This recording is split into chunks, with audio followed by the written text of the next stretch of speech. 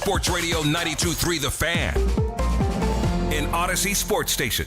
92.3 The Fan, 2020 Sports. Well, there have been no rumors nor reports, but some folks believe today could be the day LeBron James announces his latest decision. James will appear at Fanatics Fest in New York City, and this afternoon, 1:15, he'll do a live taping of his podcast, Mind the Game. LeBron also plans to spend Friday in the Big Apple and do a live taping of his show, The Shop. That's at noon. The Cavaliers, among several teams, believed to be in the mix for the future Hall of Famer. A lot of folks believe the Cavs, the front runner. Meanwhile, Summer League play for the Cavaliers last night. They beat New Orleans 82-77. Cavs are led by former Ohio State Buckeye Malachi Branham. He put in 23 points. Branham was 7 of 16 from the floor. The Cavs even up their Summer League record at 2-2. Malik Thomas did not play for the Cavs last night, gave them the night off. Cavs will play their last game in Vegas tomorrow night when they take on the Chicago Bulls. Thomas could be on the floor for that one. Guardians one last day to enjoy the All-Star break before they start the second half of the season. Guardians will play host to the Pittsburgh Pirates. They'll start a 3-game series tomorrow night. The Guardians will begin the second half of the season tied with the White Sox for first place in the American League Central. Cleveland also riding a 4-game winning streak. The hope is at some point soon, Jose Ramirez and Angel Martinez could return. They've been out since June 13th because of injuries. World Cup semifinals in Atlanta on Wednesday. Argentina coming back to beat England 2-1 after being held scoreless for 85 minutes. Argentina would score twice in advance to the World Cup final. Argentina will try for its second straight World Cup title Sunday against Spain. They'll meet up at MetLife Stadium in East Rutherford. British Open, the first round is underway this morning. They're playing this time around at Royal Birkdale. 4 players right now at 300 par sharing the lead, including American Alex Smalley. 6 players at 200 par, including a couple guys we're familiar with, that being Scotty Scheffler and Bryson DeChambeau. Can now find 92.3 The Fan on YouTube. Subscribe to our YouTube channel. Get the best content from our shows each and every weekday. That's 92.3 The Fan on YouTube. Headline sports news every 20 minutes right here on 92.3 The Fan. From the University Hospital Sports Desk, I'm Jeff Thomas. Up next time for the Ken Carman Show with Anthony Lima here on 92.3 The Fan. Don't trust anybody with your Cavs coverage unless they have sports in their name. We are Sports Radio 92.3 The Fan. The Ken Carman Show with Anthony Lima. Has he become a security blanket still at 41 years old? Like, I'm not trying. I think that what we are doing right now, we have talked about this for 2 weeks, and I'm starting to see some things over the last couple of days going, do you really mean that, or are we just trying to find more things to say about LeBron James? And I'm not talking about Cleveland media, I'm talking about the assembled masses everywhere.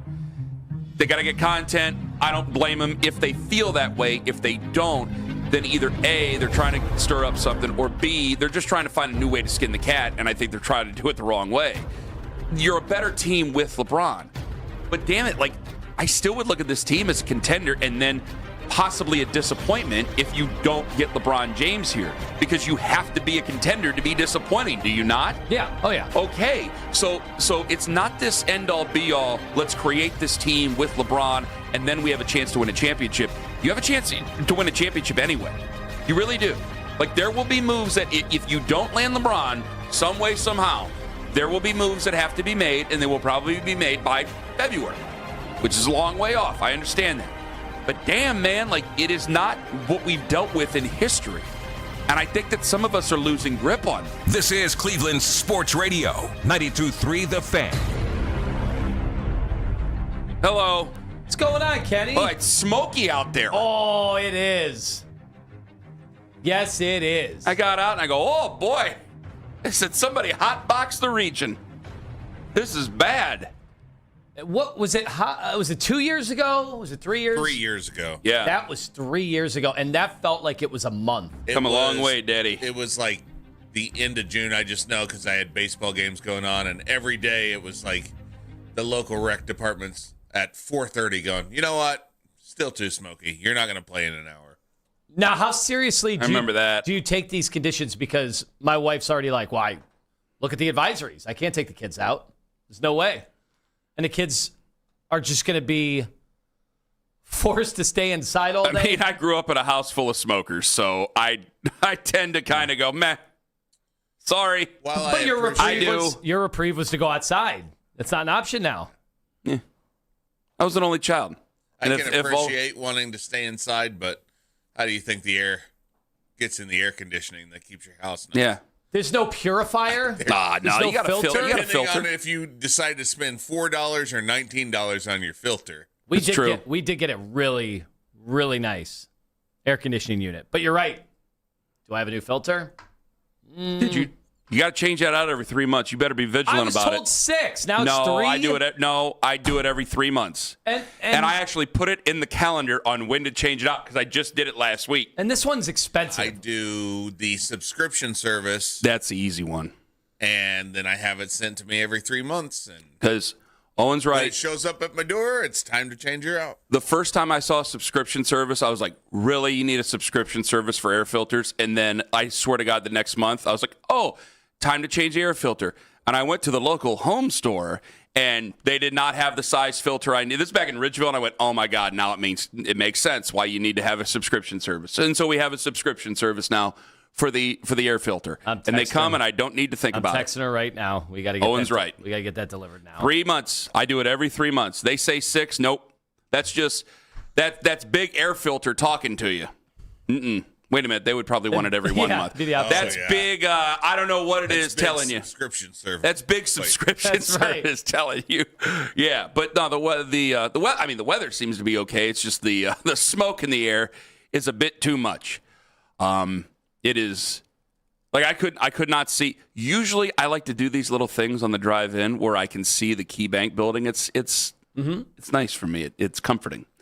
And when you go right off of 480 onto 271 on that ramp, at the top of the ramp, you can see the red light on the top of the KeyBank building, and you go, "Oh, I'm getting close." That's my first visual of downtown Cleveland, and we're still ways off, by the way, What, which is 30 minutes into your drive. which is 40 minutes? which is really cool. I always think it's really cool. It's like when I'm After he leaving. gets past Erie, PA. When I'm leaving, and you guys are going to make fun of me about this, we're going to get a text. I guarantee it. When I leave every evening, I always try to take one look over my shoulder, one last look, and then I could see the KeyBank building when I'm getting on 271 from 480, but going the other way. I could see it in my rearview mirror, and I go, "Okay, that's the last time I see it today." Making sure it's still there and it don't get up and run off on us. Got to make sure we have all the buildings Bright we have. lights, big city. That's right. Now, But I couldn't see it this morning because of the smoke. Yeah. Now, the last time this happened, it did seem like it was prolonged. The way they are talking is that this is not going to be as bad, although the imagery from up there. Looks bad. Did you see the train that went through that town that is Yeah, the big completely boy, I saw ablaze? No, this wasn't the big boy, thank goodness. We have to preserve the big boy. There's a I train. wanted to see the big boy in my whole life. I never seen a steam train like up close. I didn't get to see it. Neither did my son. There's a video that is everywhere where these guys, and they have this very sweet Canadian accent, and they are like not worried at all while they are on the train, and everything around them has It's on disintegrated, fire. and they are just pushing through, and they got their cameras out. It is crazy. Are you of the ilk that you wake up and you're like, oh, damn Canadians? No. I've seen some of that, and then of course what We everybody probably does. beat them in wildfires, do we not? Well, Canada's pretty vast. Yeah, There's a lot yeah. of woods up there, from what I know. I've only been up there like twice. But Yeah, it's pretty we've vast. We've certainly had our California problem, but we never think about where does that go. Like the Canadian To stuff the Pacific Ocean. funnels back here. Well, yeah, because it's west, and usually the air moves west, so it comes from the western part of Canada, Saskatchewan and whatnot, and then it comes into our area, Manitoba and such. Oh yeah, of course. But either way, it's if you are a person with respiratory problems, you might want to stay inside today. It is not good. You actually can smell. You can smell Yes, the you can. smoke. Yes, you Which definitely is, can. you got to think about what type of fire it is when you could smell the smoke from several hundred miles away. Like I saw I did see some pictures up in Minnesota and in Wisconsin. There's a few meteorologists that I follow in there. And of course they're like, send your pictures. And I'm going, oh my God, it looks like the end of Gangs of New York out there. It's just that you can't see. So is Ken Carman ready today, finally, to actually What? advise for people to wear masks on a day like today? Well done. Well done. Hey, I wasn't like the one guy who came in here in studio and said he was going to lick the seats and lick the doors and all the other stuff he was saying in here. That's when Rudy Gobert had an internship there. That was something else that day. He acted like it was, it's no big deal. It's the biggest deal we've ever dealt with. It's times like these where you can understand why Justin Trudeau is going to raves with Katy Perry anywhere but Canada. You seen those lovebirds? He's not the prime minister, You're though, like, anymore. that guy ran a country. Yeah, he did. And now he's with Katy Perry. Is she really with child? Or is that just internet rumor? You know what? I don't know. If they're having one, congratulations to them. I'll ask He's got to make this announcement soon because now we're on Katy Perry. Yeah, man, this is getting. Thank you, because I had it written down. So I got something I got to tell you guys at 6:23, and I gotta understand whether or not I'm just saying it to myself or if I actually mean it, because I think I actually mean it. I thought about it yesterday, and I thought about it all afternoon yesterday, but. See, this is the issue here, guys, is that because he's from here, you hear tons of rumor. And Anthony, as he walked in today, he's like, I've had 4 people in the last 48 hours going, Anthony, it's done. It's done. All this is just waiting for the right moment. It's done. He's coming back. And you brought up the best question ever. Please go ahead and tell everybody the question you've asked these people. Where it's over 4 people have said to you over the last week or over the last couple of days. I think over the last week, it's probably been a dozen that's said the same thing to you. Like, it's done. This is a formality. Well, not to mention, just as a quick aside, yesterday LeBron James was golfing in New Jersey, it looked like. What was Liberty National. So I asked a veteran, somebody you know as well, former Penn State golfer, who has golfed. I know him. Who's golfed at all these places. He's been to all these country clubs or whatever. Yeah. And wouldn't you know, at the exact same time that he was golfing, Donovan Mitchell on his Instagram had a similar looking course, and Donovan the day before was back in Greenwich Village, which with the Main Street Posse, which famously, as people maybe didn't know, maybe it wasn't that famous, that he was just a young boy at that Boys and Girls Club when LeBron James made his decision. So people started connecting the dots. Are they playing at the same golf course? Well, and then I got an absolute breakdown about the white sand and how it is shaped and the natural sand compared to the land that is at the other golf course. Anyway, it is one expert's opinion that they were not at the same golf course yesterday.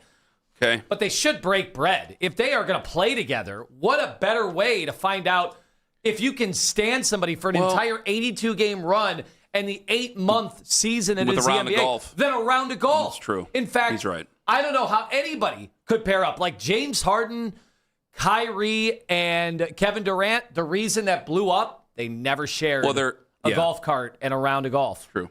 There also has to be, we always hear about the business deals that are put together on a golf course. There had to be several that just blew up in people's faces over the way that people act over golf. But we're starting to get to some of the crazy land here.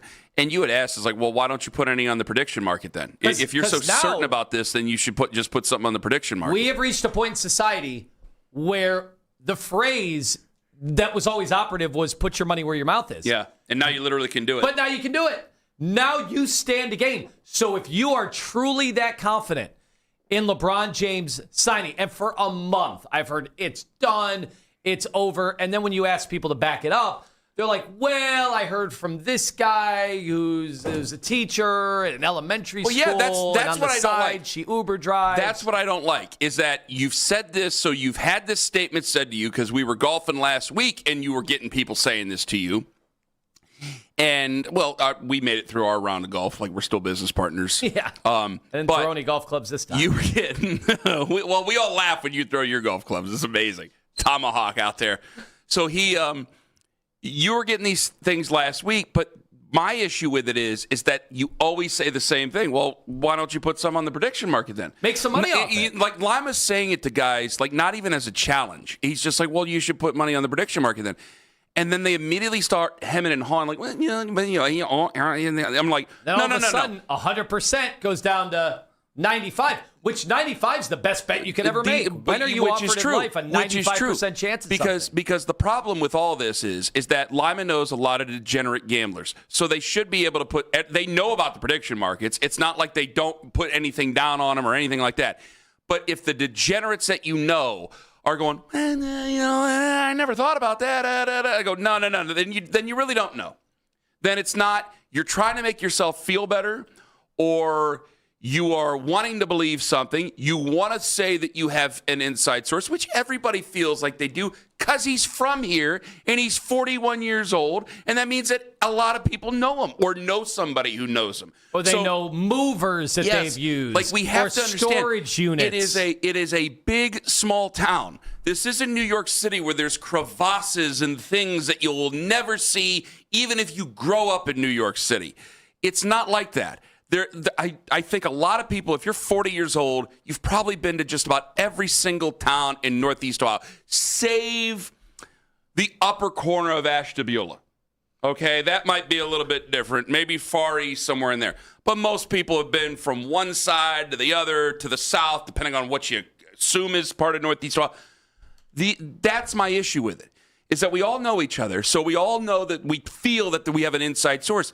But if there's actually coming down to it, it's still one guy's decision. There's not these multiple pieces coming in place. And we hear the insiders of insiders. I've never had one reason to doubt Sham Charania or Brian Windhorst or Rick Bucher, who's coming on at 9:20, or any of the normal names. I really haven't. But they go on TV every day, and they're asked the same question every day, and they've been given the same answers every day. And it's not gotten down to anything different. Like, you've had a couple of people try to take some bold swings, and frankly, I think it's just a guess. Well, now it's down to Philadelphia and Cleveland. What? I got a feeling. No, that's not going to work. That doesn't happen at all. So none of us know, and I'm getting a little annoyed by the time it's taken. Like, we got to get going with this. Today's Thursday. Did you see yesterday, the Fanatics Kenny? Fest starts today for him. Yeah. It's time. Did you see we might have already had a leak that proves he's not coming to Cleveland, Ohio? I think I know where you're going with this, but go ahead.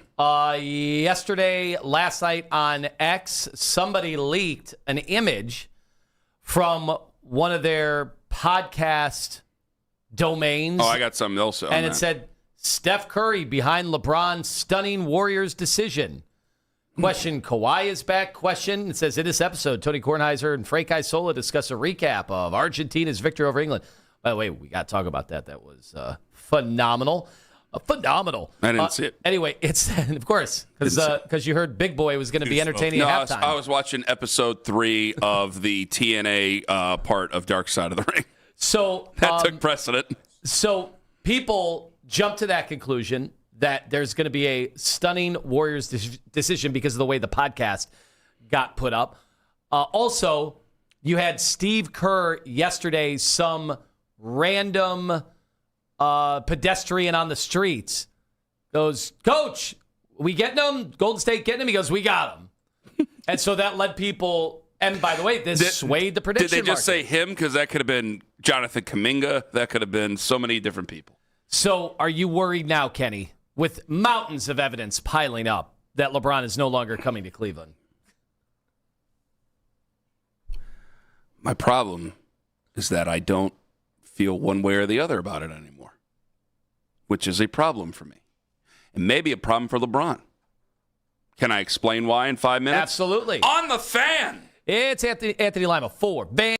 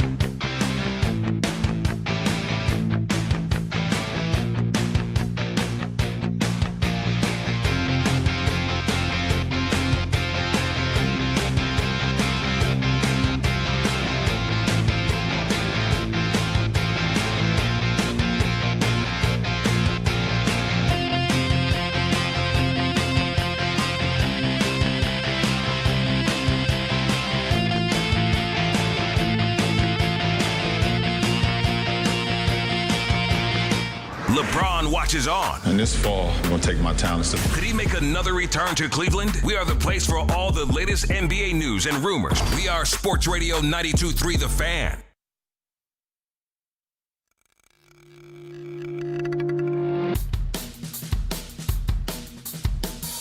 Hey, we need to get LeBron, man. So we need LeBron. LeBron. Oh, we got him. Okay, that's good. And Put that on Twitter. okay, I got you. That's Steve Kerr talking to fans from the Golden State Warriors.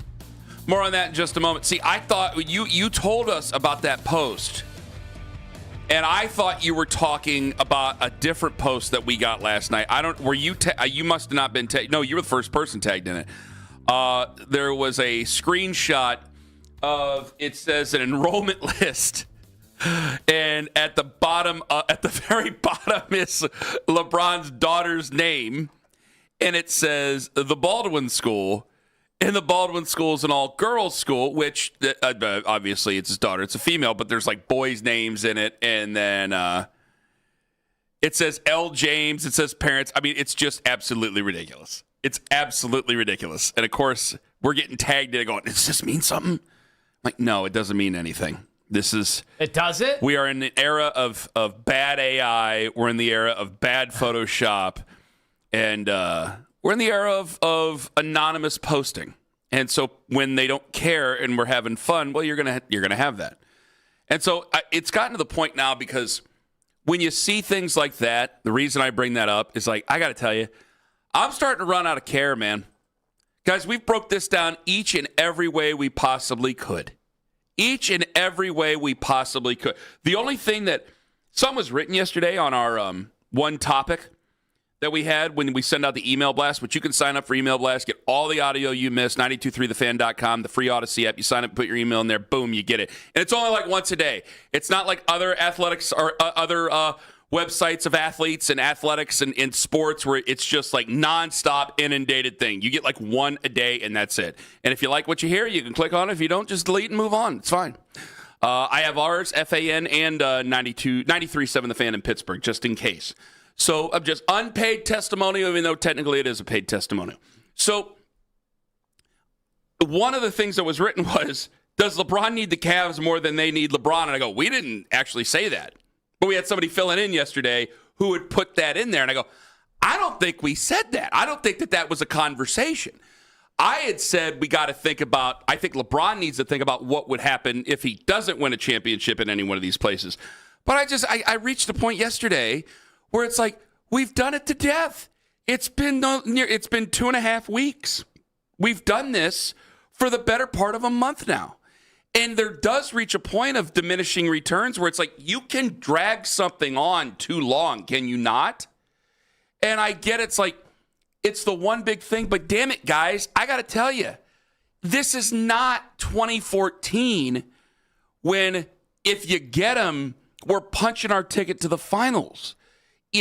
I think it's more of the story to finish his career as opposed to a championship. Yes, we have a better chance to win a championship, but I don't think it makes us the odds-on favorite in the East. I really don't. And so what's the point of me hanging on I have not been in tune with this any bit the way I was in 2014. It's not a knock. It's just the truth. He's 41. It's probably the last season. This is probably to put a period on it. Buddy, if you want to come back, come back. If you don't, fine. We'll see you in another 10 years when we do the 20-year reunion. Like, what else is there to say? What is left, Anthony? You can tell my frustration. Yeah, but see, I'm not getting frustrated at all. I'm enjoying it. It's been fun. I'm really not anymore. Because I feel like 2014 was a once-in-a-lifetime thing. And for this, like, the Cavs are already good. That time, we needed him. We had to beg him. This time around, we're trying to upgrade on Dean Wade and then have a nice send-off for LeBron. And I always kind of knew in the back of my mind it was not going to be something that he wasn't going to. He was always going to drag this out. So maybe that's part of it, is that I kind of signed up for the ride and I've been kind of just having fun. I'm ready to get off the ride. But see, here's why. Like, it's been fun to talk about this. Like, every day I get a text, a call, and none of us are like, our lives don't depend on it. 2014, I kind of felt like that. I was a single guy. I didn't have a family. Like I had a family in my life was like that. That was the biggest deal in Cleveland sports, and turns out that was the right amount of investment because it led to a championship. So it was paid off. So it wasn't like I felt like we wasted our time on it then. This time around, it's just kind of fun because, look, the Cavs are probably not going to win the championship. With or without LeBron, that's kind of how it's set up. Maybe we will. Maybe we got a good shot at it anyway because, we were one of the Final Four teams last year. You never know what's going to happen in the NBA. We've had 8 champions in 8 years. So I don't think our lives are as dependent on it, our sporting lives, as it was last time around. I think you're right about that to a certain degree. But I'm just telling you, Tone, man, I'm looking at it now. It's just like, Axel was 1 year old, and I had one on the way. And I was much more engrossed. I wanted the prime. I wanted a chance at a championship. I wanted to break the drought, the whole thing. I broke the drought, and I'm not like I still love sports. I still love the Cavs. I'm still reading the news and doing all the things, but I don't feel the same type of zest for it anymore. And the whole thing of it is like, man, I got my championship. If you really want to decide to go somewhere else, fine, go somewhere else. I'm not encouraging him to go somewhere else. I'm not trying to be like a weirdo and say, nah, if you don't like it, to hell with you. No, that's not my thing at all. I'm not saying to hell with him. If he wants to go somewhere else, fine, go right on ahead. I don't think I'm going to be mad. I'll be disappointed to some degree, but it's not going to be like I'm falling all over myself and you're going to have to help pick me up off the floor. I've just said there's everything there is to say. I'm out of things to say that are new about this situation. Which is why people think it's going to happen today anyway, I right? would sure as hell hope so, because I'm out of it, man. I mean, there's nothing here anymore that we haven't already done. Yeah, I understand. So let's go. I understand that, but I have definitely noticed people online who are like, "Oh, I'm over it." Well, either you don't like him to begin with, or you're not a basketball fan to begin with, and you. Both of those things. I like him. You don't like that this is stealing the spotlight from, anything else that's going on in town or whatever. And fine, that's fine. Then maybe basketball's not your thing. Whatever. I've always liked all 3 sports, but that's not true for me. I think the other part is other people are saying that because they don't want to be hurt. And deep down inside, they know they're going to be hurt again. I swear to God, I've wondered what it would be like if he picked another team. And on my kids and on me, I'm telling you right now, as of right now, I do not feel, I'm not talking myself into it. I didn't feel like I'd be hurt before, and I don't feel like I'll be hurt now. So I really don't. You don't think we would have been robbed, especially if he goes out west? If he goes out to Golden State, and it's his last year of NBA basketball, after this journey that we've been on for the better part of, 23 years in the NBA and 4 years at Akron, 4 years at St. V's.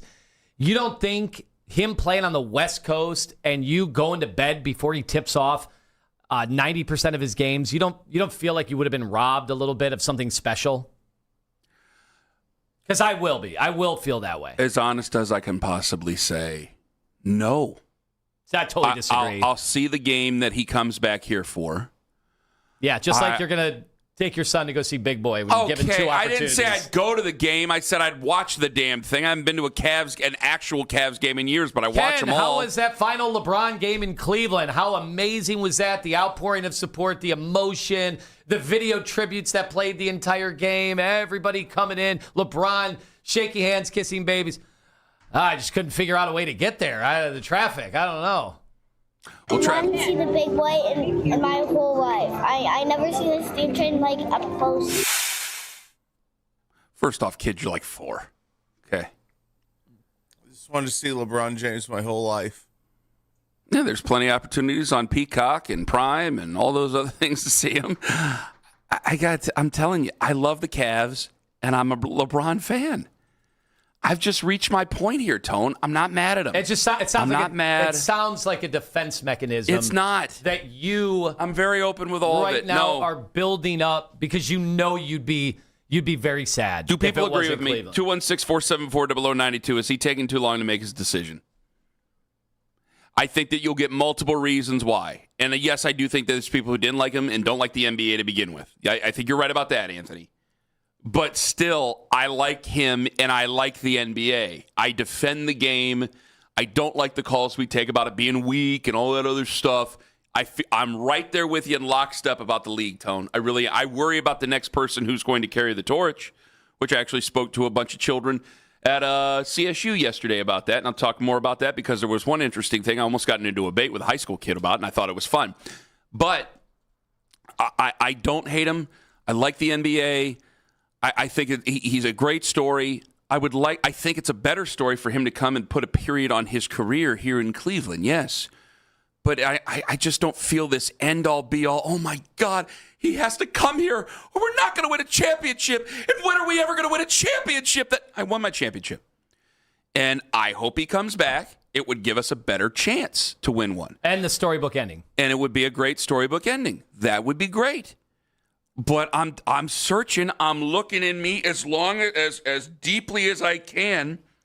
And I got to tell you, Anthony, I'm not feeling the way I felt at all in 2014. Wait, 2014 when he came back, that's right. Axel wasn't even born yet, so I didn't even have kids then. So I was really engrossed in it. So that's even different because I'm thinking about 2016 because Axel was a year old and then Eli was on his way. That's right. So I don't feel the same way I do. I just don't. And I wish I could tell you I did. I wish I could tell you I feel differently about this. Actually, I don't. I don't wish I could tell you I feel, because I feel I'd be going through a lot more emotions. I think I'd actually be angry. I think I might actually turn on him if I was that angry about it, because I would go, you're taking too long. You're playing with our emotions. You're doing it again. I will feel bad for the people who are calling in and saying that they were hurt by his decision, because I'm sure there will be some people who are hurt by his decision if he doesn't pick here. I'll be hurt. If he does pick here. Yeah, see, and I will feel bad for you because you talked yourself into it again. Thank you, Kenny. But I'm not going to do it. I'm just not going to do it. It's been 2.5 weeks. You are not the same type of player you used to be. I love him. I love what he's done for us. I have fond memories, and I encourage statue building, and I encourage his jersey being retired, and all the other accolades that can come with it. Guys, I really, really do. But I'm just not beholden to his talent the way I was before. I still got a good team, and if we get him, our chances of winning a championship do go up, but it's not like what it was in 2014. It's not. And anybody who telling themselves that is either setting themselves up for a great big heartbreak, or they're really desperate for something that really isn't the truth. 216-474-0092. There's people who want to get in on this. I will get to you guys. Do you agree with me? Is he taking too long on this? Because I'm searching for something to be passionate about anymore, and I can't find it other than defending myself against you and my emotions. Mary Kay Cab at 820. She's passionate about the Cleveland Browns and their quarterback situation. Rick Bucher, 920 this morning. Of course, he covers the NBA. He has a lot to say about LeBron. We'll talk to him. It's you guys coming up. I want to know whether or not you think LeBron's taken too long to make his decision, and whether or not you don't even care anymore. And 5 on the Fan. Northeast Factory Direct, northeastfactorydirect.com. Outdoor furniture.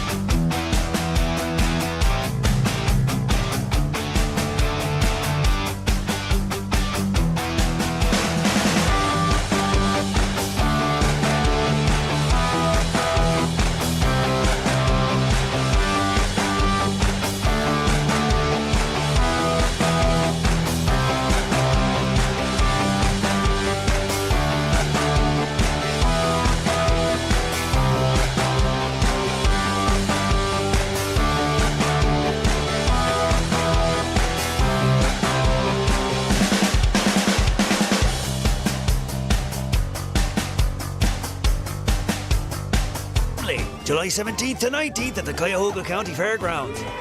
Get your tickets now at clevelandirish.org. Sláinte!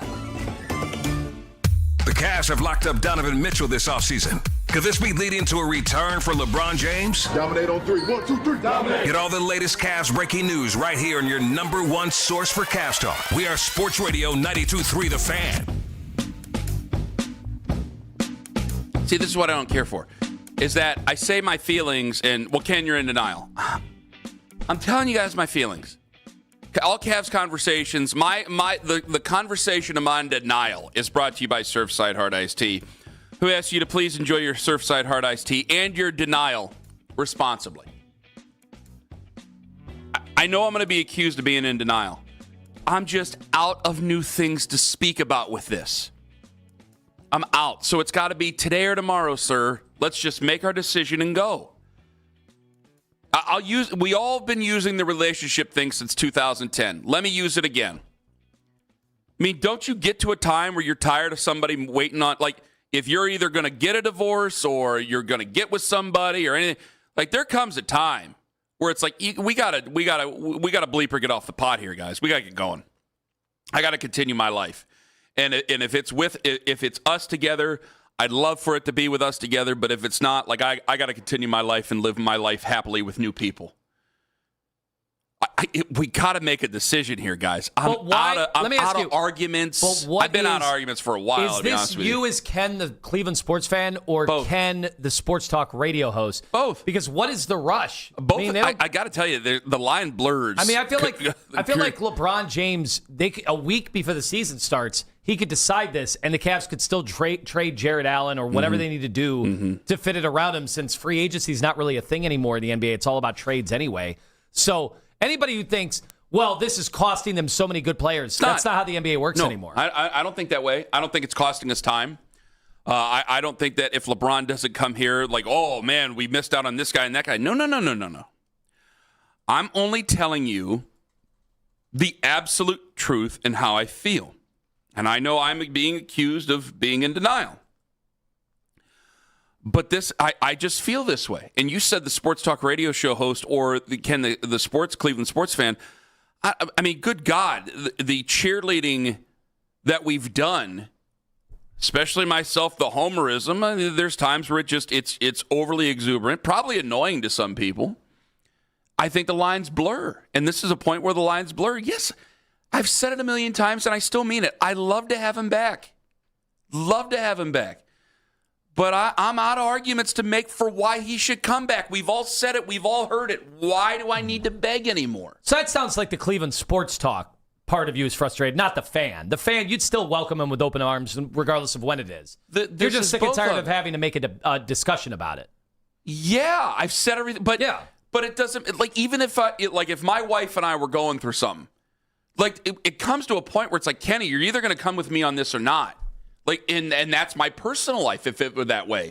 It's the same thing here when it comes to sports. Not as serious, obviously, for the love of God, but it's almost the same feeling when it comes to sports. And I got to tell you, Tone, I mean, what other arguments can I make to the guy? Like, I remember arguing with you 2 weeks ago about whether or not the Cavs need to make a pitch for LeBron. You're like, they really don't need to. It's all there. And I go like, no, you got to give them their respect. And I felt that way, and I'm like, it's been 2 weeks. The pitches have been made.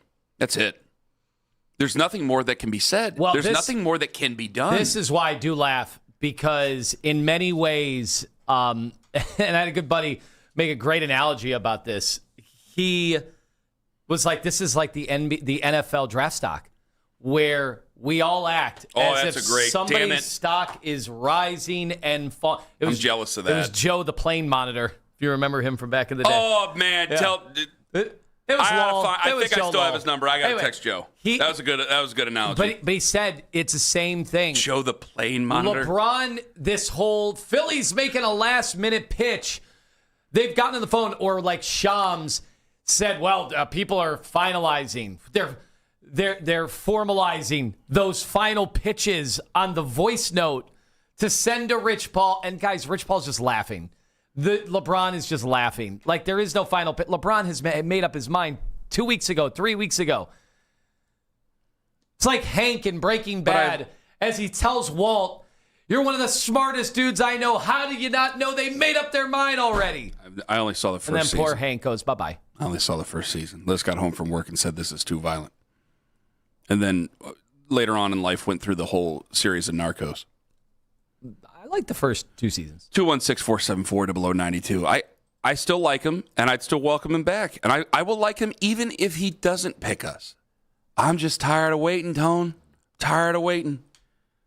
It's either this or talking about smoke in the air, though, so I guess he's got that going for him. Deshaun in Cleveland, hello. Man, Ken, listen, you're acting like since we have a championship, who cares about another? I'm starving for a championship like we don't have one. What are you talking about? Well, I'm sorry, I'm just not as desperate as you. I'm not as desperate as you. We all should be desperate for it. What do you mean? I got a really good basket. No, I got a really. Do you really think? Hold on. This man is. Let's be serious about this. He is a 41-year-old man who will not be able to play. LeBron James, I know I'm not being disrespectful. Yes, I'm being you honest. are. I'm being truthful. I'm telling you the truth. Player. I didn't say he wasn't a top 20 player. He is a top 20 player. But do you believe? Going to a team that was already top 4. You believe that he really puts us in the NBA Finals the moment he signs here? It guarantees it. Guarantees it? No. LeBron James isn't going to run through the Eastern Conference? No. Are you crazy? No, I'm not. Donovan Mitchell and Evan Mobley? Deshaun, I said that to Anthony twice 20 minutes ago, and he said nothing to me. He had every chance to get just as angry and frustrated as you are because you're letting your emotions speak, Deshaun. And I'm an expert in letting emotions speak for me. You are letting your emotions speak. I gave Lima 2 opportunities. I gave Tone 2 opportunities to go after me on that, and he picked up on neither one of them. So he's either putting his charts together and looking at Twitter too much, or he agrees with me and doesn't want to. We're going to what? Listen, we're going to be very upset if he goes to Golden State and robs us of 2 more titles. I'm not upset. 2 more years. He's going to come back for 2 years? Yeah, yes, he's guaranteed. He's playing 2 years. That's 2 titles for us, man. He needs Why to stop come at 2? home. Why stop at 2? Let's go for 4. Let's go for 10. 25. That's 25 years. Deshaun, just tell Ken just what he's not a mere mortal. Look at that physique. Look at the workouts. Yeah, you should see Lima's face. He doesn't mean what he's saying to you, Deshaun. Listen, LeBron changes everything here. You don't mean what you're saying, Tone. Stop it. Okay, let me ask you this. What? So the Cavs are up 22 in the 4th quarter. You don't think LeBron steps over there and says, hey, man, you think we need to call one? Oh, that game's over. I think LeBron James could sit on the bench and tell people, get your asses in gear because you're not going to sit here and embarrass me, and not come off the bench, and they could still win that game. The Knicks get swept next year if we play with LeBron James. Oh, God. Is this Kenny Atkinson talking, or is this Deshaun in Cleveland? Come on. It doesn't matter about Kenny Atkinson anymore. LeBron's the coach. Well, you know that. You know that. Well, I'm just saying, you're just saying ridiculous things now about coulda, woulda, shoulda, and it just sounds a lot like Kenny Atkinson, Deshaun. This is LeBron James. Stop disrespecting him, Ken. Sometimes you got to remind these guys. It's the truth. Thank you for the call. They took him for granted. And I'm not taking him for granted. I'm telling you the truth. He's 41. He needs a Bacchiotomy. He's a great player. He's a legend. But it's not the way it was in 2014. Don't shake your head at me. Probably he was the in his greatest 20s. call we've had on this station this guy, in a month. I want to point it out. And I don't know why we don't have more people like Deshaun calling in every hour. Yeah, to tell Deshaun us the doesn't same remember. thing. This guy was sitting there trying to make arguments saying he was losing a step the year he came back. He did it. Go back in the archives and try to find it. I know we were under a different name of that company. Then what Maybe happened? those got swept. Then he went away. He took those 2 weeks off. Then he came back. And that they got peptides now. What exactly are peptides? It changes everything. What is that? Oh, it's a string of amino acids, and that can be applied in different ways. There's all sorts of. Is that the thing the Secretary of War is talking about? That's a very different check. Oh, okay. I think people would support some of our coaches in town doing that. Coming in hot, 9:45 tomorrow, friends. Coming up in 5 minutes, I love Coach Lance, but Coach, what the hell are we saying here? Ken Carman, Anthony Lima, live on the Fan. XTENDAV.com.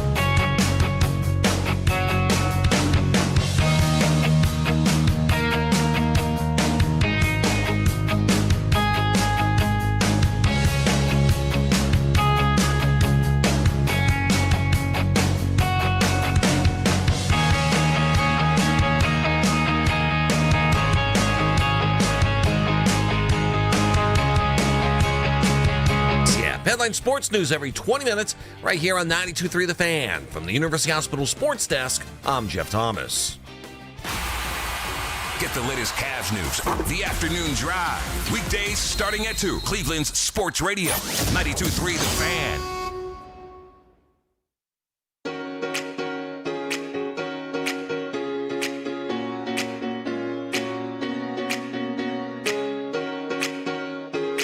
Social media reactions on X are brought to you by Diamond Jewelers, Cleveland's premier jewelry store. 5 is Fast, who's been a loyal listener for a long time.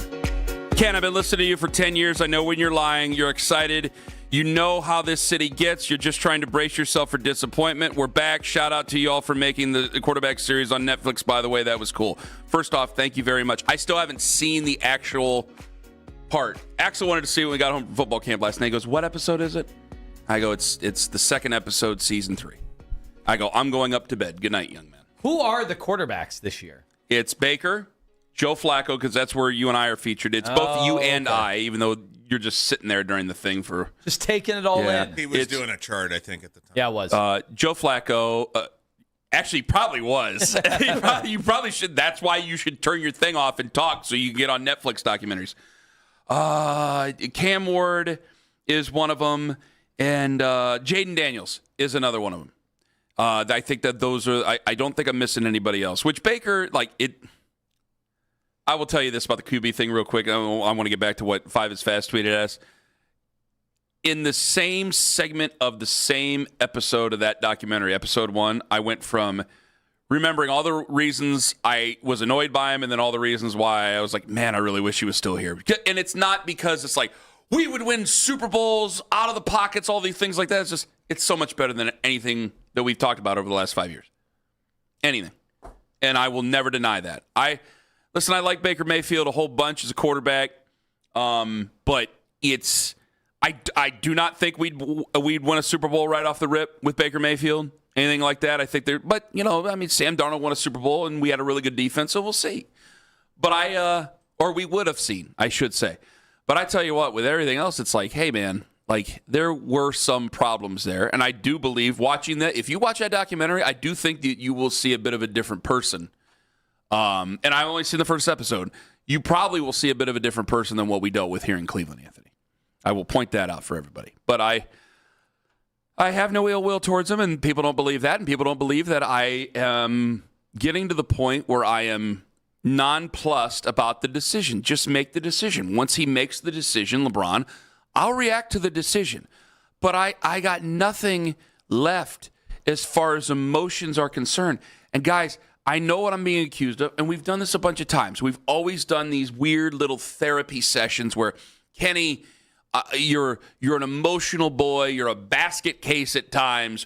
Are you just trying to protect your own feelings? We've done that so many times in the past because it was necessary. So I understand that we've done it so many times in the past. That's the first thing that 5 is Fast and so many people calling and tweeting are thinking.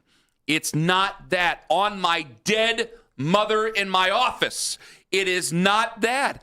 I've just talked about it so many different ways. Up, down, backwards, forwards. What happens if he stays or comes back? What happens if he doesn't? What city this? What city that? Who needs who more? Every single way you can do it. It's been 2.5 weeks. I'm glad for the content as a showman. I am to some degree. But we're getting to the point. Let's go. Let's go. Come on. If you want to pick somebody else, fine. I've won the championship as a fan. We've won a title. They'll never take that away. If he chooses Golden State, the Warriors do not get the 2016 championship. It's ours forever. And I'm not going to call him a major league bastard. I'm not going to call him a turncoat or the backstabbing weasel. Sorry, Jeff. I'm not going to call him any of that stuff. He didn't stab me in the back, at least not this time. And it's been a long time since 2010, and I've been open and honest with my feelings. If he goes somewhere else, fine. Because I'm telling you right now, he's still a great player in runs, in spurts. He's still a great player. But I'm telling you, and the way it seems like, yes, you'd be one of the favorites in the East, but you wouldn't be the odds-on favorite in the East. And anybody who says that to themselves is lying to themselves. So you're going to accuse me of lying to myself. You need to take a good hard look in the mirror once you get to where you're going and figure out whether or not you mean what you're saying. Because I did yesterday, and I did this morning. I was my own heavy version of Stuart Smalley. I'm telling you, this is how I feel. If he decides to make his decision and come back, we'll all celebrate. But I'm telling you right now, if you want to get on the mic tomorrow, if he makes his decision tonight and says he's going to Miami or wherever, if you want to start ranting and raving and cussing him out within reason, because I don't want to have to dump you or Owen to have to dump you, Tone, you go right on ahead. But I'm not going to sit there and call him every name in the book over it. I don't feel that way anymore. If this is a different man, a different player, I don't feel that way anymore. I feel he would cost himself in a business by going somewhere else, and if he doesn't win a championship, I think that if he goes to Golden State, the story just plops right there in the middle of the floor. But hey, that's me being a critic. That's not me being emotionally and mad. And it does have a chance to be much more anticlimactic in another city. Yeah, because if he gets injured or whatever, and everything's on the table this many years in, but if something happens to him and the team spirals or just doesn't win. And that happens in Golden State. That's very different from Cleveland. It just is. And there's been so many people who have, over the last 2 weeks, who have tweeted at us from different cities, called us from different cities, things like that, trying to stick it to us. There would be part of me that I would love that if he were to pick Cleveland, go look up some of the people in Miami and whatever. But I'm not, and I will celebrate if he comes here. I just know I'm not going to sit there and cry and moan and yell and be a therapy person like I was in 2010 on a different station that nobody listened to. Like, I'm not going to do that. I just don't feel that way anymore. I have a lot of respect for him. I have a lot of respect for his situation. It'd be a great story. I've said all there is to say. I still want him to come back. I absolutely want him to come back. But I'm out of it, man. I'm done. I'm done arguing about it until he actually makes his decision. We'll talk to Rick Bucher about it coming up at 9:20 today. I'm sure it's going to get brought up. What the hell's Coach Riz talking about? Did you see this? I sent it to you this morning, but, I don't know when you're ever going to check your text messages from me or anything like that. I mean, you've answered text messages 2 weeks after I've sent them to you before. Coach Riz, I don't know, and Owen looked through the archives. He did not discuss this yesterday? No, he was on with Jake last night. He didn't say this on Jake's show. So he went on at 8. I got in the truck, and it was about 8:20, I think. And I got in the truck, and I heard Coach Lance with Jake, but my drive home is 3 seconds. So I only got to hear their beginning pleasantries. Yesterday afternoon, Coach Lance posted something. This is true. This is yesterday afternoon. Coach Lance says, I'll say this. He writes it. The real evaluation of every quarterback doesn't begin until training camp, OTAs, this, that, and the other. And he goes into all these QBs, and apparently there's a discussion about, this is from 3 o'clock yesterday. The idea that Dylan Gabriel could emerge as the Browns starting quarterback isn't as far-fetched as what some people believe. And he goes into a long thing about why he could possibly be a starting quarterback, depending on running game. Personally, I'm not convinced the system is the best fit for Gabriel's skill set, but NFL coaches are paid to adapt and maximize the talent they have. Todd Monken and his staff have earned the benefit of the doubt, and training camp will give every quarterback another opportunity to prove what they can do. Coach, I love you. I believe in you. And I know he's a coach, and he's going to run towards coaching. He's going to try to coach him up. But Dylan Gabriel's a non-starter here. I mean, holy cow, I'd rather talk about what LeBron James had for breakfast this morning and whether or not that has any implication and whether or not he's coming back than Dylan Gabriel as a starting quarterback. In fact, I thought that the conversation of Jared Verse buying his number from Dylan Gabriel was going to be like the last conversation we have about Dylan Gabriel until he actually gets traded, which is probably coming up, within the next month, you would say? I've assumed. Wrong? Yeah, I've assumed. Okay. Month and a half. Like, Dylan Gabriel is a starting QB. Are we sleeping on Dylan Gabriel, Tone? Look, I've never been a fan of Dylan Gabriel. Coach. I want him to get back because I want to go. You got to explain yourself, sir. Even when we were talking going into day 2 of the NFL draft, I'm like, all right, where's Shedeur, fit into the mix here? And then they end up in the 3rd round drafting Dylan. I never understood. It made no sense. And then what we saw with our eyes, both in camp and then when he came out and played, I also will say, look, the NFL, I'm not really in the business of feeling bad for a whole bunch of guys in the NFL. I've actually now, over time, kind of felt bad for Dillon Gabriel because I can't remember a rookie quarterback, and maybe it's because I just don't think he's that good, so maybe it's more pity than anything, but I can't remember a guy drafted in the NFL at that position whose fan base booed as much as they did early on. Like, normally, like, first-round picks, you're not going to boo a first-round pick because you're like, well, this is a relationship over 4 to 5 years, and we want it to be 10, no matter whether you wanted the guy or not. You don't normally boo that. A third-round pick, they just don't normally see the field all that much, and when they do, it's kind of like, all right, the deck is stacked against them. In this case, man, when he came back in that Buffalo game, when Shedeur had to leave the field, and they brought him in they booed him at home. That doesn't happen in the NFL. Well, because there was several who thought that this was like a Kevin Stefanski sticking it to Shedeur thing. Yeah, and remember, he lost his job, but he left it. He left the field, right? Like with an injury. And concussion, the concussion, we normally don't boo guys with concussions. Well, it was like for him to get booed, like I don't think I've ever seen that in the NFL. It was apparent. So while I never wanted him and don't think he's good and don't understand, other than Coach Riz has optimism for every player because he's a coach, so he thinks he can turn around every coach. I had to highlight this going, oh my God, I got to disagree with Coach. I got to say, like the Dillon Gabriel experience, like I do feel bad. Like if anybody I would understand would want out of this situation more than anybody else, it's not Shedeur, it's Dillon Gabriel. I mean, he writes, and there's other things like, hey, it's important to remember that Gabriel dealt with many of the same obstacles, the inconsistent offensive line, all those things that I'm going, yeah, that doesn't matter. I still either A, got to get somebody who I think is going to be the best one, and I don't think he is, or B, I got to be able to get guys to be excited, and I don't think he's one of the guys that gets anybody excited. I mean, it's just... Now, he faced much tougher competition surprising than Shedeur did. But you mean the teams he played against? Yeah, the teams he, like... I mean, still the NFL, He would have loved to go up against...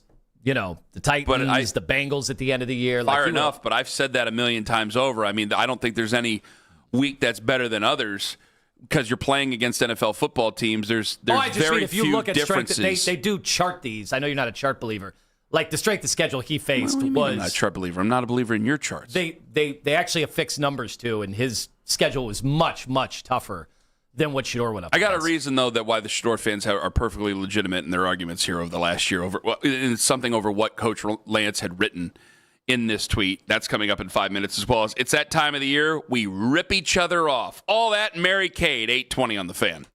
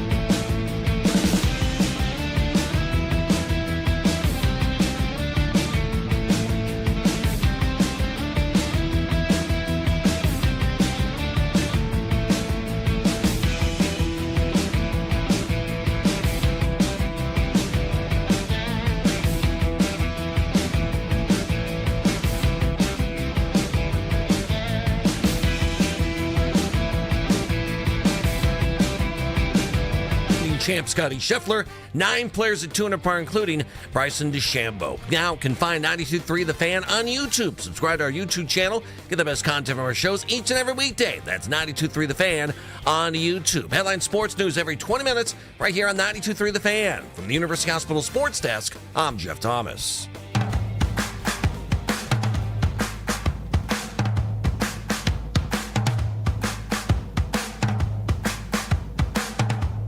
One hour away.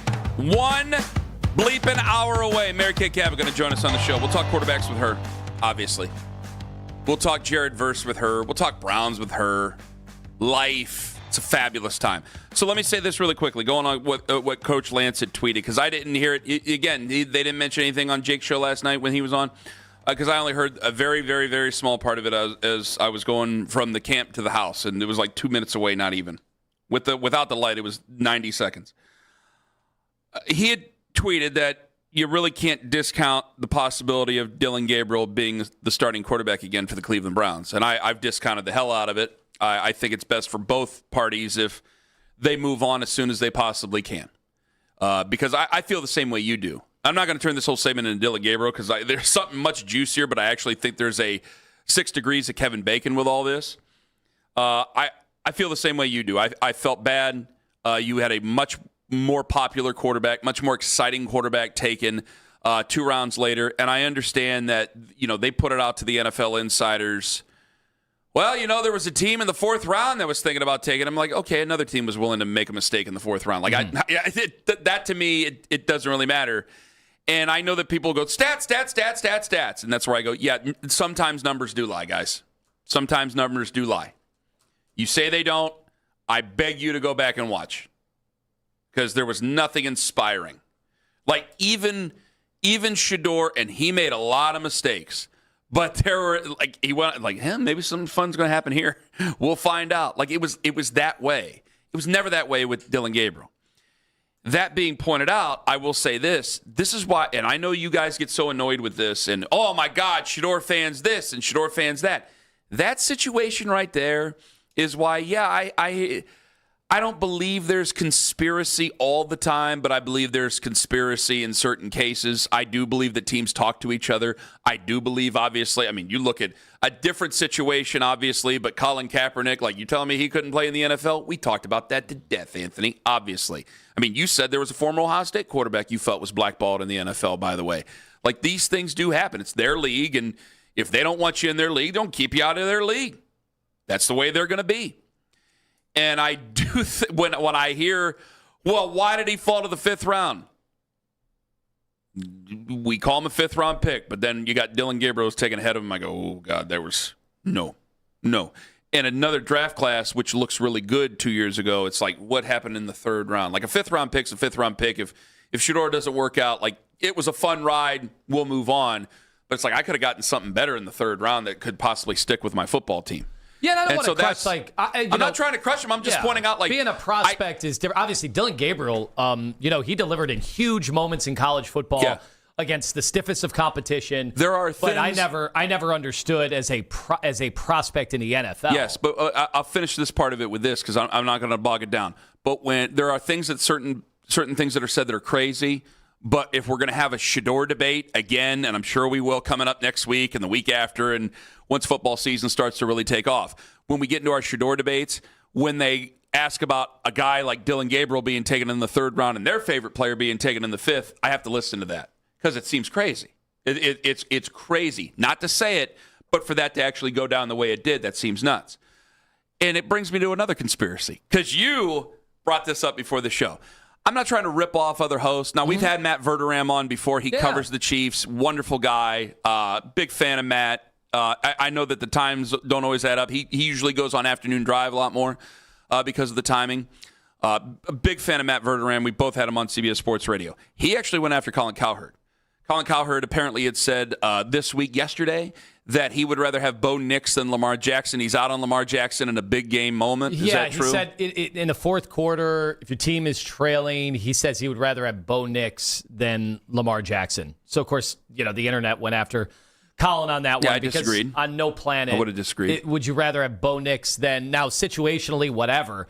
I don't necessarily recall a ton of Bo Nix moments other than very similar to how I think Kyle Shanahan has been able to, really dial in situations, his quarterbacks. Like I think Sean Payton. I'm saying much in the same way that Shanahan does it with his quarterbacks, Jimmy Garoppolo, Brock Purdy.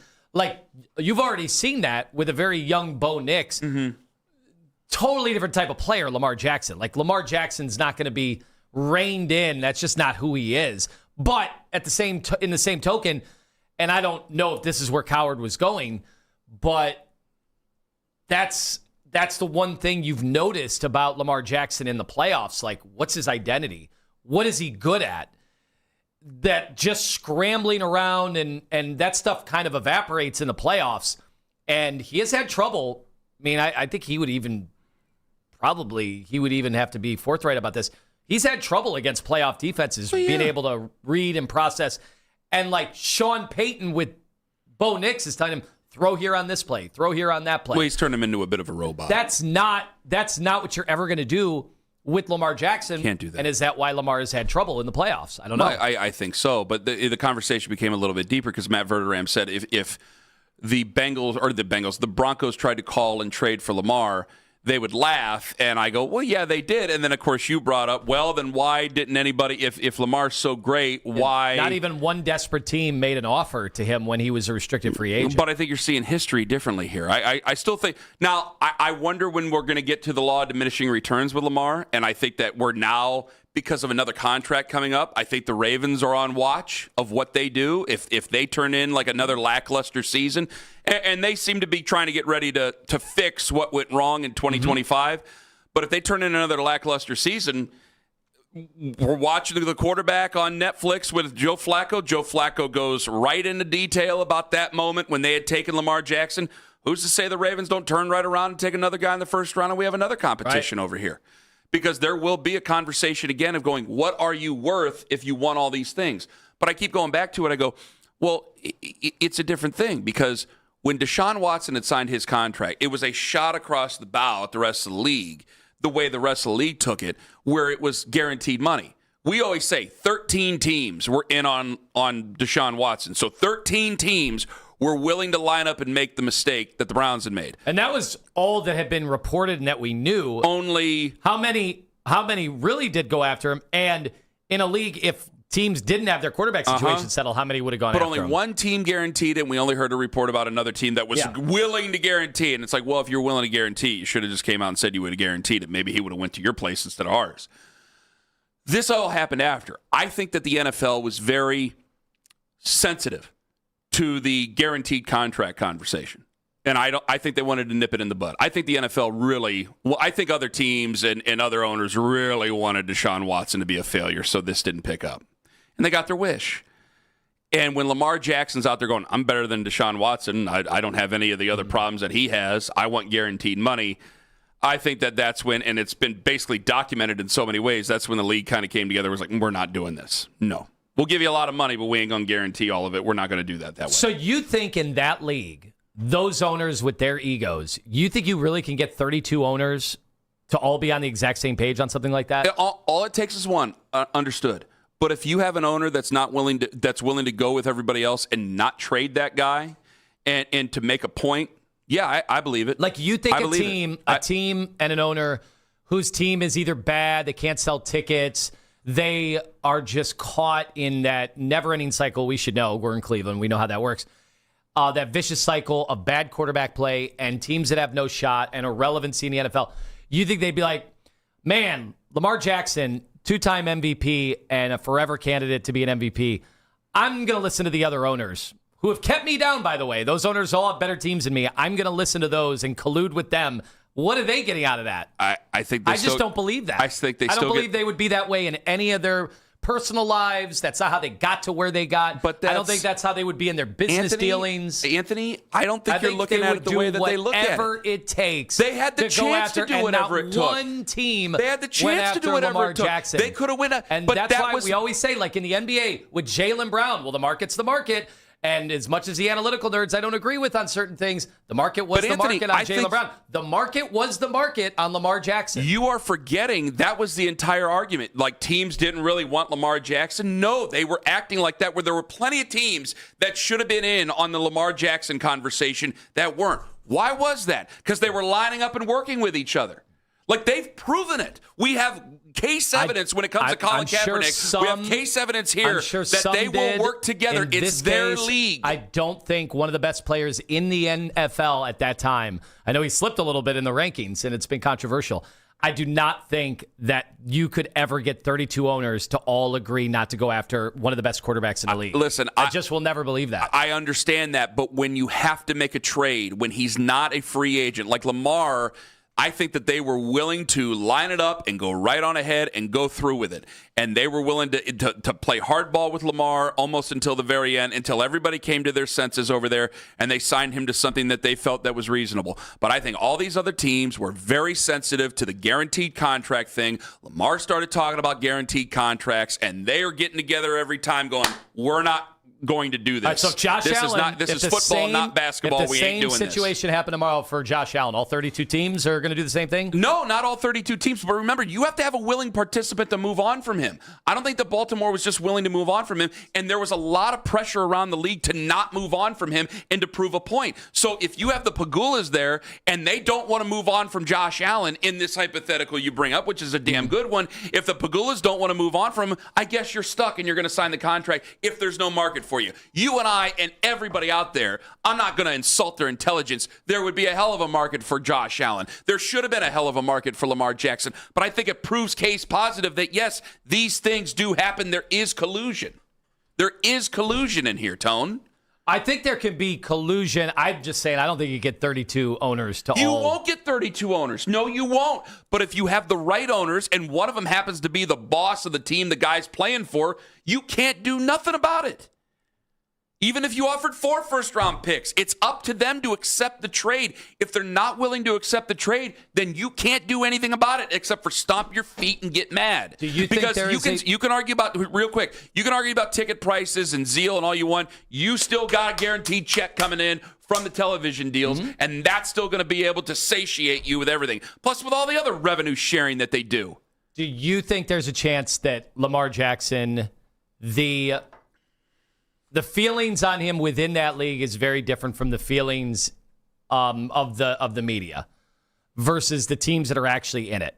Do you think his stock, like we just did this with Jaylen Brown? Do you believe his stock is higher with the media than it is with the team? Yes, I do believe that. Yes. I think I'm walking into a trap here that you're setting, but yes. No, I'm not even trying to. It's just crazy how good that guy is and how he's a different player in the playoffs. Oh, it's been very hard for me because I hate the Ravens, and I've been a big Lamar Jackson fan since Louisville. But I do believe that we think a lot higher Lamar than the league Like, does. people go after James Harden for his playoff moments. Like it's not – his chasm between the playoffs and the regular season is nowhere near what it is for Lamar Jackson. Remember – he doesn't get killed like James Harden. Is Lamar and his family still his representation? Yeah. He hasn't signed on with an agent. I mean, it's easier to work with David Mulligetta than it is to work with somebody who's representing themselves. I know things have changed since Paul Brown, but I don't think that they like that.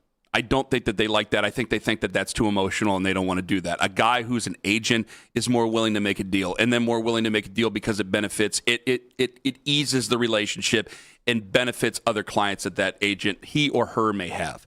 And I don't think that they see it that way. I think that a lot of teams see Lamar Jackson as a potential problem. I see him as a solution to a lot of things. And I think you feel the same way, and so does most of the media, and so do most of the fans of the NFL. But I do believe that he is one of those players that they look at and they go, no, we're going to make our stand here. And I think a lot of it has to do with his lack of representation when it comes to an agent. I think a lot of it has to do with some of it has been playoff success. Because you can't tell me, and I'll make my point against you that you just made. You tell me all 31 other owners didn't want to make a move for Lamar Jackson? The Raiders were garbage. Raiders didn't really want to get in on Lamar Jackson, and they were publicly saying, we're not interested in Lamar. Oh, you're not? Why is that? Why is that? Because everything I see says you should be interested in that guy. That's why I can't help but think yeah, there's definitely something going on when it comes to that. Just like there would be something going on when it comes to a lot of quarterbacks out there and a lot of players. Coming up at 8:20, Mary Kay Cab going to join us on the show. Coming up in 5 minutes and about last night. Did you forget about Kenny Atkinson jokes? Neither did the ESPYs. It's coming up on the Fan. Northeast Factory Direct. I tell you what, did you forget about low prices? Did you?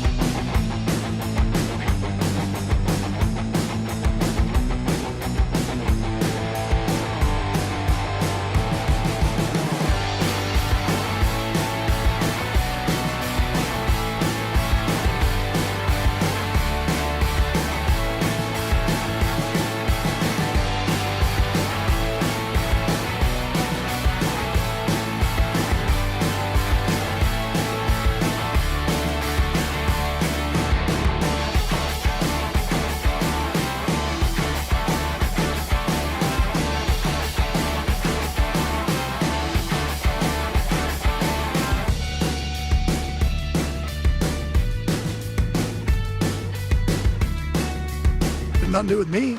I mean, they moved the meeting. I didn't miss it. I was just trying to get a sweet haircut. How it is when you win in Cleveland, man. They love you. When you lose, it's the way it should be.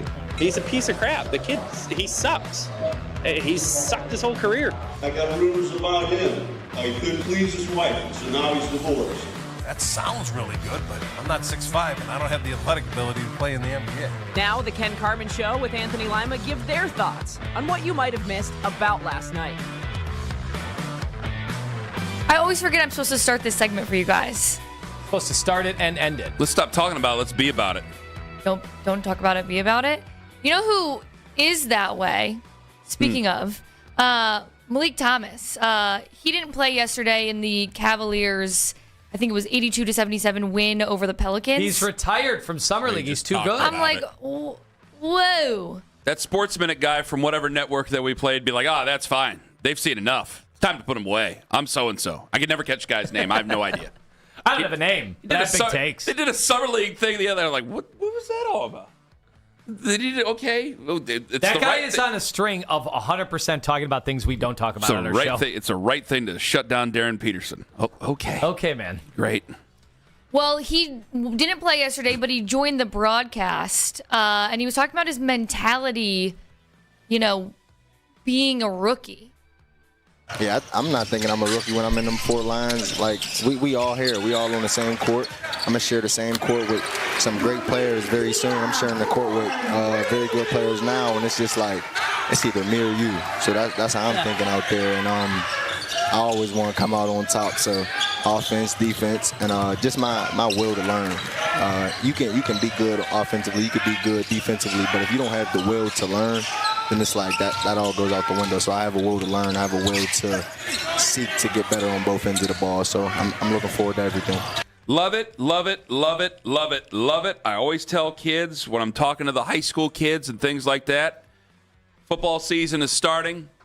Do they still have two-a-days, or do they just call it something different but still have two-a-days? Practice begins. Camp begins. And I say, all you freshmen and sophomores, depending on how big your school is, don't be waiting around. Jump right in the fray. It's one of the biggest mistakes a person can make. I made that mistake. Don't do it. Jump right in the fray. Get involved. It's just long practice. Get yourself mentally tough and get going. Love his outlook on that. I love that Darius Acuff was his college teammate, kind of stole all the limelight, was a bigger recruit, made more NIL money, and went 7th overall to the Kings. But people thought he could go even higher. And Kings fans are despondent so far over watching Malik Thomas games and highlights.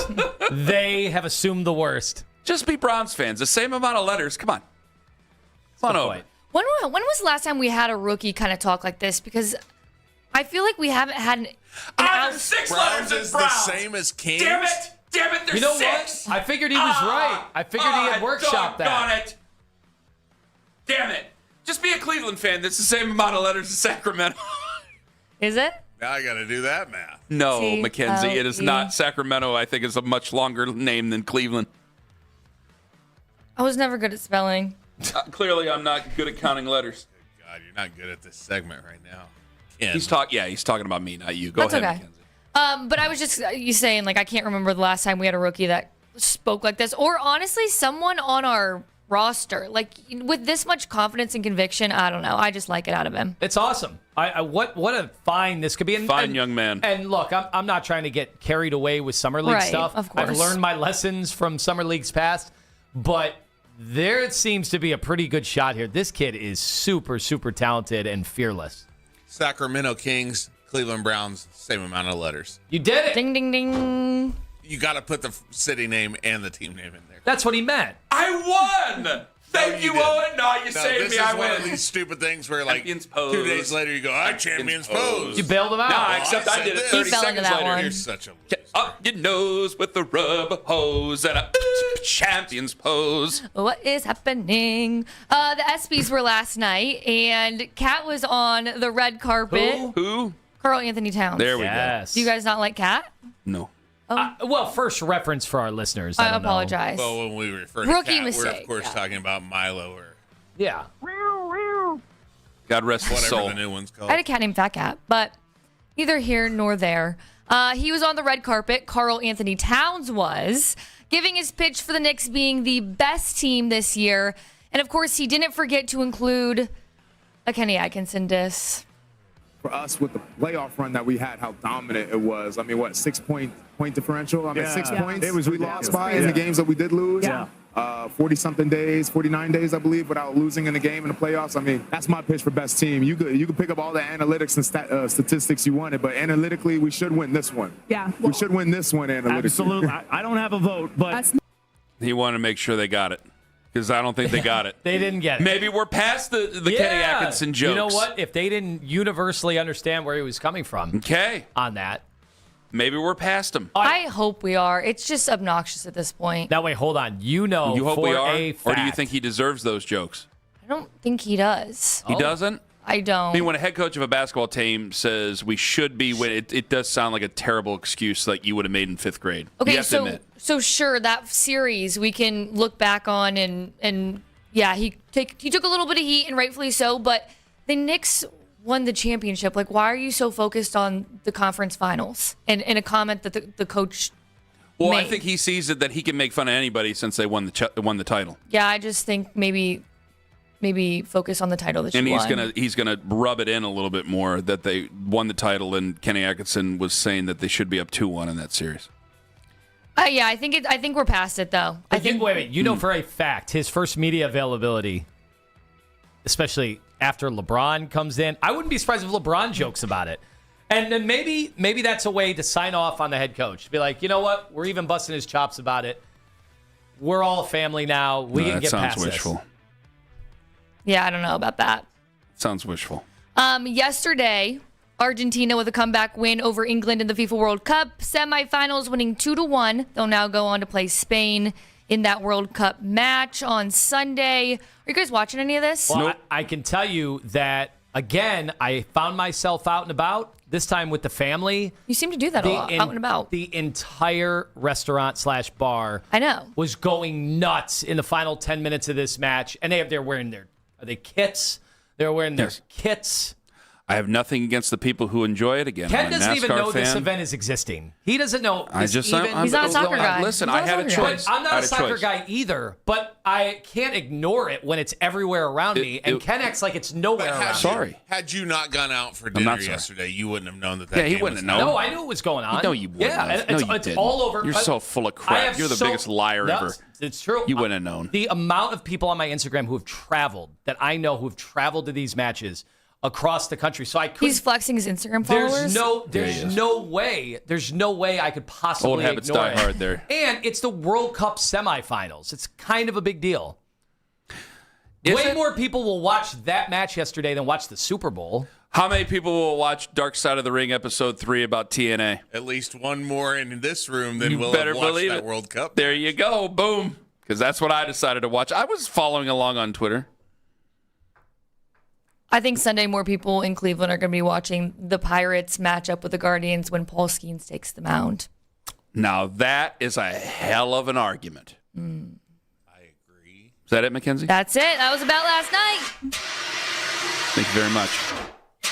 That's interesting. Oh, speaking of It fire. is messy. I mean, I got texts from people I didn't even know care about soccer yesterday about Messi. Mostly that they think he looks like me. I almost got in a Guardians debate with a high school kid yesterday, and if you don't know your VO2 max, you better keep your ass inside today. That's in 5 minutes on The Fan. This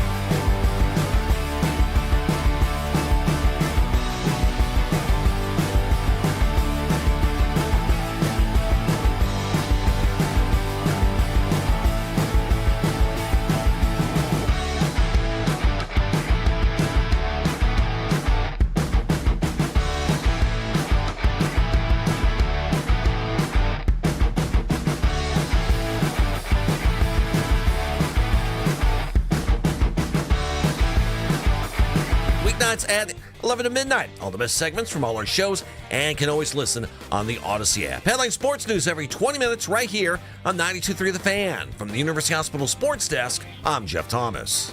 Summer's here, and Brown's training camp is just around the corner. Stay locked in with The Fan all summer long.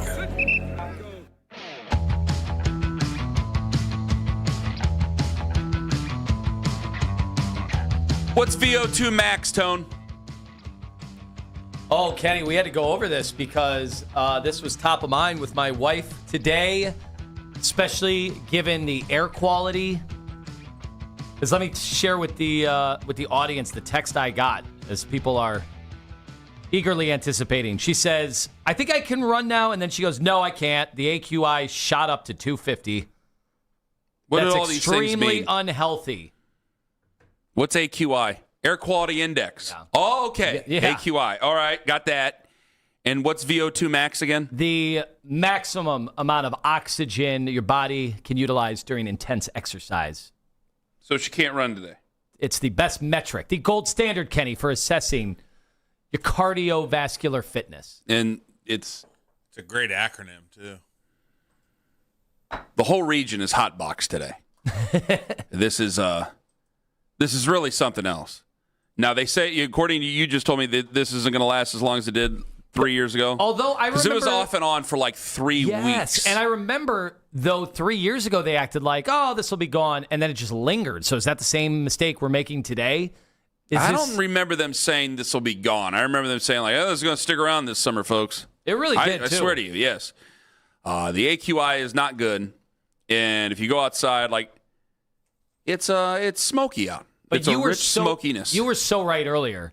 Like, we are over-parenting, right, if we're that concerned with the air quality when I was raised in a house, just like you, where we reeked of so much cigarette smoke. Can I just say this? That was a joke, because just because my parents, smoked with the windows up doesn't mean that kids in 2026 should be exposed to smoking with the windows up. Like, it's the same thing when guys are like, why can't they do Bull in the Ring? Because it's nuts, and we know more. That's why. Bull in the Ring was crazy. And yes, I was subjected to it, and I will tell you, it was crazy. But that was back in the day when you just got your bell rung. It's only crazy if you can't get out of the ring. I'm sorry, that was great. The worst was they didn't when they didn't do the thing. Does everybody know what Bull in the Ring is, or do I got to explain this? You can give it a quick. You put a kid in the middle of football practice. You get a bunch of players around him. Then a coach walks around, and it's almost like duck, duck, goose. He slaps the guy on a shoulder pad, and he goes out and he tries to take out the kid out there in the middle of the ring. And they call it Bull in the Ring because it's psychotic. And we did it when we were kids because it was the 90s and it was a different time. And then there were times where a kid had to go here, here, here, or yell something so you knew he was coming so you could turn around. Or you didn't know, and you just had to keep your head on a swivel. And it really depended on what type of practice you had on whether or not you were going to be told that a guy was coming at you or he wasn't coming at you. And there was one day I basically I can't believe I got up. There was this one kid, and he knocked me clean. I cannot believe I was able to pull myself up off that mat. It was Mick Foley style. That's how long it took to get up. I couldn't believe it. I think I would probably come under charges with the Streetsboro police if I did something like that. It's nuts. But either way, yes, about the weather out there, if you're susceptible to that, if you're susceptible to respiratory problems, maybe stay inside today. Anthony Bennett. Another one, yeah. He should not go outside today. He couldn't play on the Cleveland Who Put Up 3-on-3 Challenge presented by Rite Aid. He couldn't do it today. Certainly no Gus Macker. There's no way. That was an outside tournament, correct? The 3-on-3? You couldn't do that, yeah. So be careful out there. If your VO2 max is what again? It doesn't matter. Okay. I almost got into a debate with a high school kid yesterday over Paul Dolan. I spoke to about 60 high school kids at CSU. And they're, by the way, wonderfully behaved young men. All 60. And women, young children, yes. There were a few that were college age there, too. It was like kind of a mix. But there were young people, and I was over at CSU yesterday, and I spoke to about 60 of them. There was a sport management group class Some wanted to be future GMs. Some wanted to be future coaches of different sports, things of that nature, right? What have you. A couple of them wanted to get into broadcasting, things like that, and they brought in several speakers, and I was the latest one. And I said, listen, I'm going to talk about myself for 5 minutes just so you know who I am because I'm supposed to, and then I'm going to open it up for questions. Nothing's too invasive. You ask me anything you want. And when I do that, I usually get some wild questions from high school kids. They want to know everything. And I mean everything. You should have seen the one high school I was at and what questions they were asking me. Go, oh, boy, okay, I put it out there. I'm going to answer it now. The one kid raises his hand, and he says, he goes, do you think the Guardians will be sold in a couple years? In the next couple of years, I go, honestly, I think they'll probably be sold or turned over to David Blitzer for majority ownership after we get this lockout figured out after this coming year. So if it's next July, maybe it's next July, maybe it's at the end of 2027.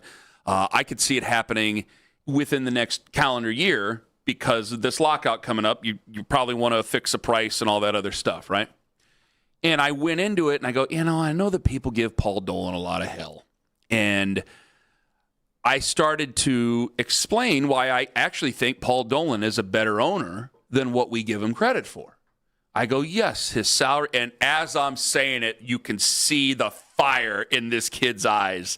And he's shaking his head at me. And I'm like, oh, he wants to get into it.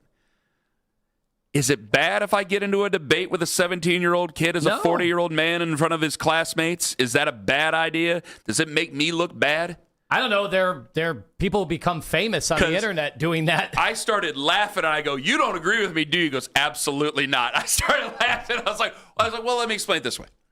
I said, we got to think about it in two terms of stewardship. What Albert Breer said a couple of days ago stuck with me, and I really want to bring that up on the podcast later on.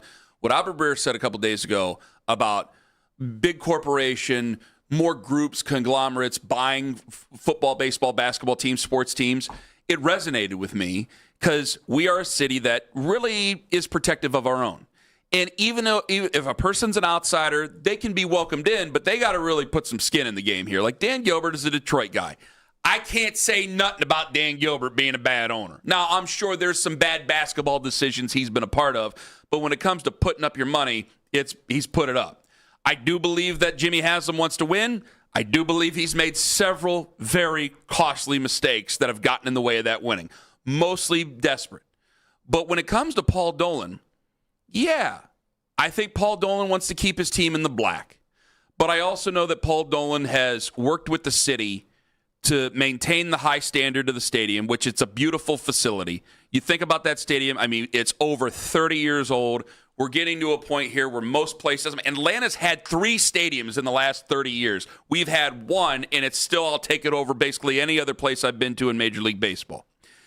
The second thing is that we've always had these conversations, and they're uncomfortable and ugly about, the Indians going to move. Could they move? I mean, we had people on the air saying that they could see it. When we were on the air in 2016, they could see the Indians gone. They were the Indians then, gone in 2026. Literally, that was said on this station. Not by us, but it was said. And I'm not attacking the person who said it because they're still around, but they had good reason to say these things. And Paul Dolan has done as best as he can to work with the city to make sure and to, this is a family that I think Paul Dolan is a lawyer by trade, if I'm not mistaken. It is a family of lawyers. They're going to keep all the legalese in there to try to make sure that when they do formally turn over the team, it's kept in Cleveland for at least another generation. I do think that has something to say for it. To not do some of the crazy things that we've seen with other teams, to not do hiring and firing and knee-jerk reactions and trying to make decisions out there based on just you're a fan and you want to make these decisions. I think that there's always a sliding scale of ownership. And 99% of owners are terribly disliked by their own fan base because they're not supposed to be liked. They make the decisions for things we love, and we disagree with how they do these things. But I do think that overall, I worry about David Blitzer a bit because he's not from here, but I don't think I have a reason to worry because of probably what's going to be written in all the language. But you never know how these people do their business. And I do always go worry about that. So, yeah, while I get frustrated at hearing the arguments about the cheap Dolans and all those other things, I still think overall they've been pretty damn successful. I don't like crying poor. I don't like some of the things that he said, like the enjoy him stuff and things like that. It came off pretty tone deaf. But ultimately, I do think he's done a pretty fine job. But I know that's a losing argument now. It's going to be a loser argument into the future, unless David Blitzer comes in and does horrifically, and then people are going to make arguments about Paul Dolan. Well, it's funny. Anytime I ask somebody, what matters to you when it comes to an owner? Like, how do you judge an owner? If you just judge an owner on whether or not they win a championship, I mean, that's kind of blind to how sports work. Like, but that's kind of how sports do work in the general public. They want to win. They don't care about your money. No. It's a fantasy to them. The fans of every sport want to win championships. That's not what I'm saying. What I'm saying is we all say what about sports? Like, best team doesn't always win. That's true. There's a lot of luck involved. That's true. So I can't just go by championships. If I just went by championships, then every year there's depending on the sport, there's 29 to 31 owners who are bad owners because they didn't win the championship. I mean, what would you say about Bob Kraft as an owner? There's definitely skeletons in that closet. Was he a really, really, really good owner, or did he just get a really, really good head coach and obviously a head coach as a legend, a legendary quarterback all at the right time? Was he really that good, or did he get lucky? You would look at it and go, who's a better owner? Who's ended up in the papers for negative things more? Has it been Bob Kraft or has it been Paul Dolan? But I wonder does that even register for what a fan cares about? I don't think it does. I think they only care about winning. The Patriots were in the Super Bowl last year. We got to the playoffs in baseball, and people still get frustrated because you're still not getting forward. The Guardians are one of the most successful teams in pro sports in putting out a legitimate team that has a chance to go to the postseason every year. Mm-hmm. There are teams that have won titles, but that have dropped down. Like, would you rather be the Royals over the last 30 years or the Guardians? Well, Royals have a World Series. They do have a World Series. But all those other years, you wouldn't rather be the Royals. I know people will always say, no, I'd take the Royals. They won the World Series. You know, you have that for the rest of your life. Yeah, but then every other year, you're miserable. So is that something we just say? And then fine. I guess the Royals ownership's better than ours. But you wouldn't say that every year. No, you wouldn't. Every year, you'd be like, why are the Guardians better than us? It's almost an impossible question to answer. Right. It is a sliding scale moving target that depends on the month, the year, all the way down to the day on how you feel about ownership. And in that sport, too, they really do. And you're already seeing the players. All-Star weekend, they get mics in front of them. The union's like, we're not going for any kind of a salary cap. That's literally over our dead body. And so in that sport, we have to beg our owners to spend money, and 20 of them refuse every year. You know, because you look at it and you say, well, they protect them from being an embarrassment. They protect them from being a goofball organization like so many others are. But if they don't win, it's still, to me, for the general public, because we treat it as a fantasy, winning is the end-all be-all. And I just got a preview of that argument with a high school kid, and by the time that he gets out into college, it's going to be totally different. Coming up at 9:20, Rick Bucher is joining us at 9:20. He is the host of United We Cast. He is an NBA insider. Where's LeBron going to go? Am I lying to myself about I'm kind of done with the arguments over LeBron? And Mary Kay Cabot, you wouldn't believe what Coach Lance had to say about who could have a shot to be the starter at the Cleveland Browns quarterback position. Does Mary Kay agree? That's in 5 on The Fan. It's Anthony Lima.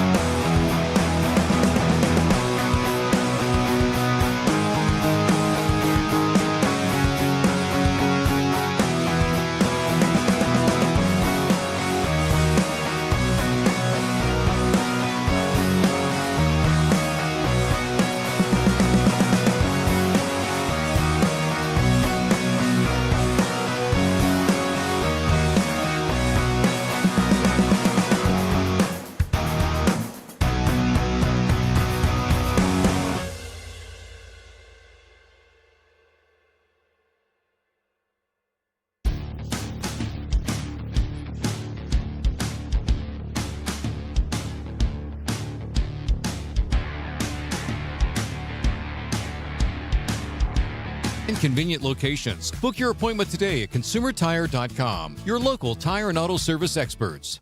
Don't be that guy who missed the biggest Cavs news during the offseason. Hear the latest during our exclusive 2020 reports. Cleveland's Sports Radio, 92.3 The Fan.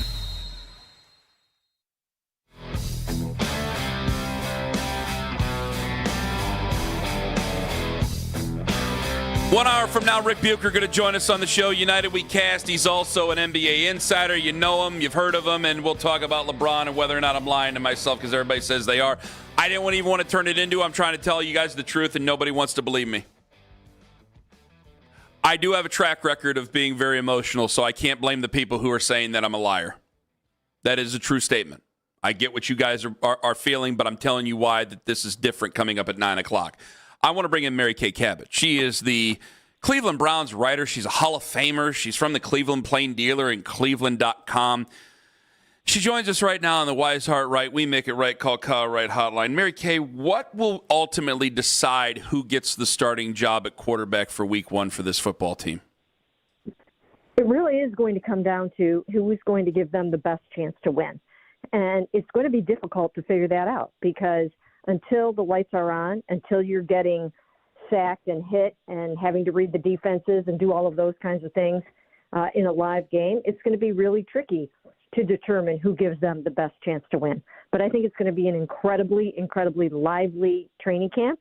I think it's going to be a very heated battle. I think you can see that the stakes are really high. These guys are already going all out in their summer break to prove that they want this job. Deshaun comes back into town, and before you know it, Shador comes back too, and they're battling it out. So it's going to be intense. It's going to be heated, and let the best man win. Jared Verse said that he's seen 2 elite quarterbacks here in town. Is that just a good teammate saying really nice things, or does he have reason to believe that there's some real talent in that quarterback room? Well, I'm sure he has reason to believe that there's some real talent in that quarterback room. He hasn't been around very long to see it. He was only in a couple of OTAs and then mini camp. So, I mean, he has a pretty good handle on it. But we'll have to see. Once again, they weren't in pads. They weren't doing some of the things that they will have to do to win a football game. So I think as camp goes on, everybody will get a much better feel for where this thing is going to go. It seemed like there was a bit of a controversy, not with us. We had zero problem with it on this show, but we saw some of the scuttlebutt regarding the quarterbacks having their own either camps or having workouts with various players that were different. Did you have any issue with that whatsoever? And were you taking inventory of who was working with who?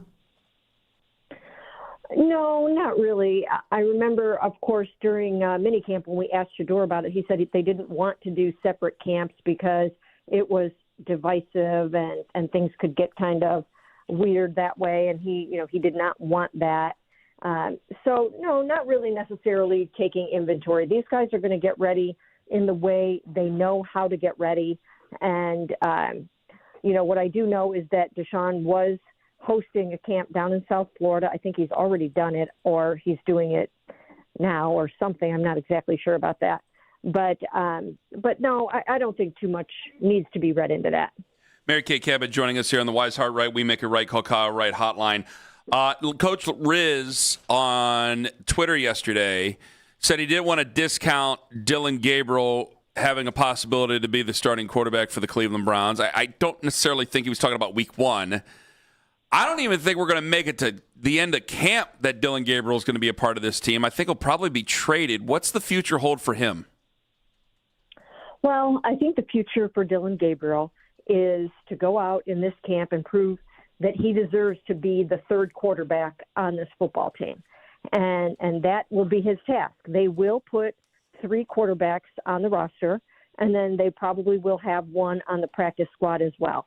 And it's probably going to come down to what happens between Dylan and Taylon Green. If Taylon demonstrates that he's ready to go out there and do what he can do in terms of critical situations, short yardage, and some of the wildcat type stuff, then he will make the roster.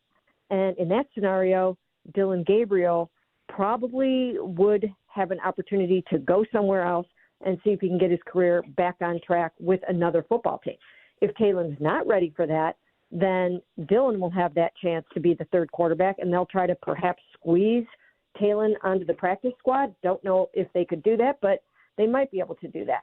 So I think that's where it stands, and I've always said that, Dylan hasn't really had a chance to showcase his skills or talents here in the best situations. He was really, really put behind the eight ball last year, starting in London, starting in Pittsburgh, and really nobody was in a great situation last year with the supporting cast, with the offensive line. I mean, even Joe Flacco had to go elsewhere to be able to complete some passes and gain some yards.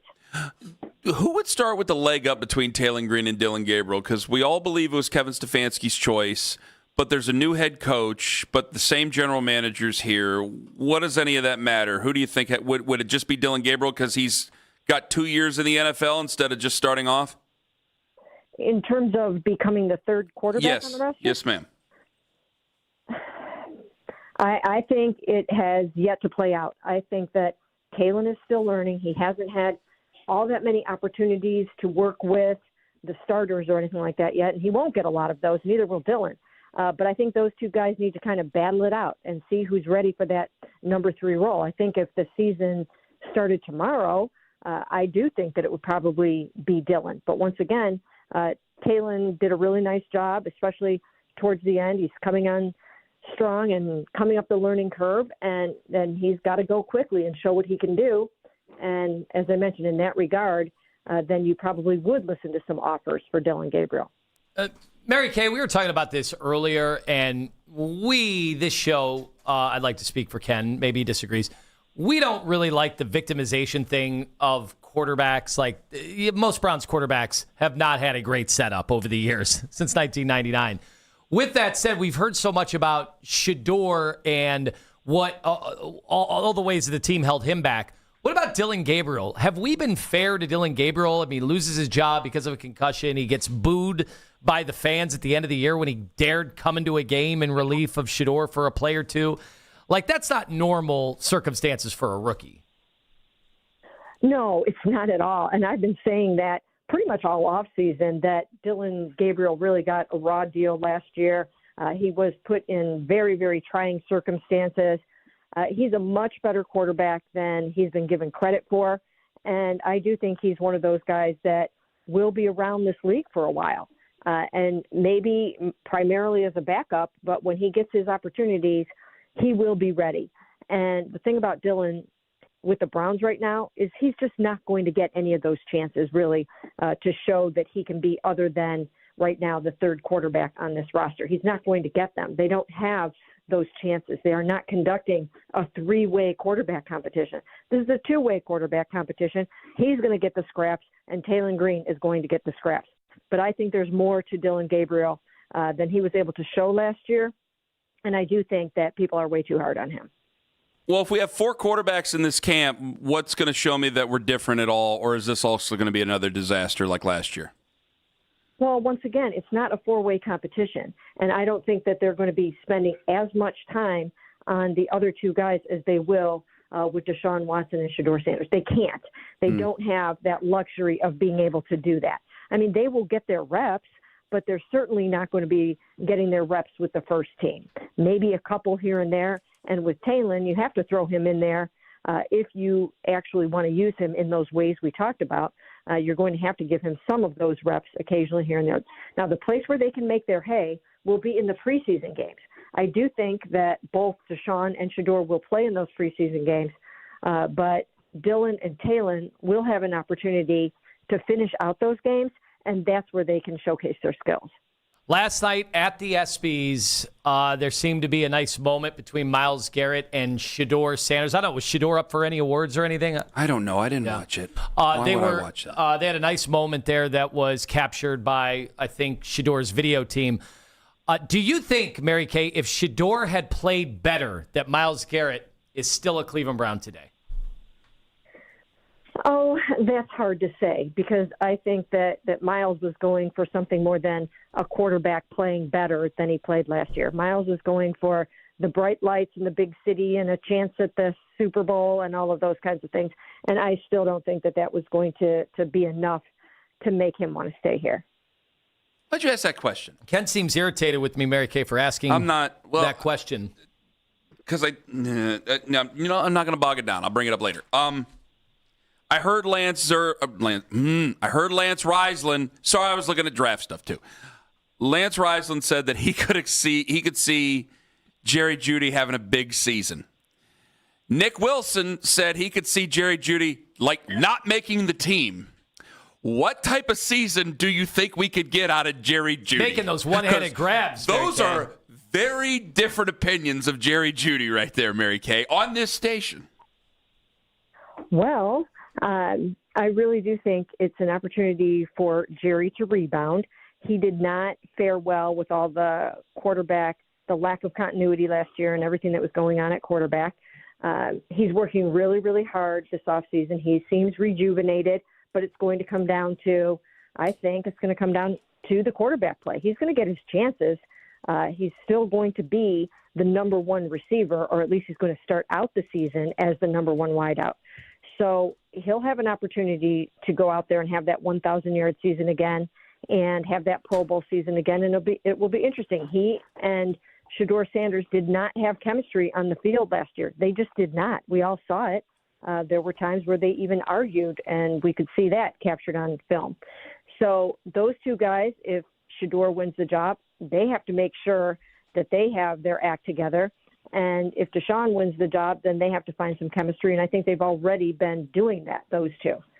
So I think he has a real opportunity here, and he will for sure get his chances. Do you need a top 5 quarterback in the NFL?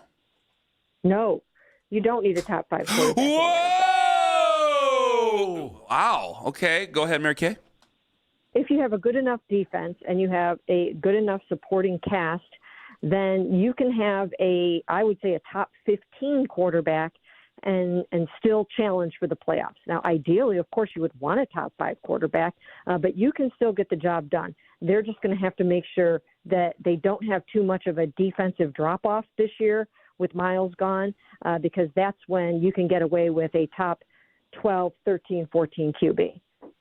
Mary Kay Cabot, we thank you very much for the time you've given. What? We got to have her weigh in. Is LeBron going to choose the Cavs, and will it impact whether or not Mary Kay perhaps gets in on a season ticket package, perhaps signs up for some games this year?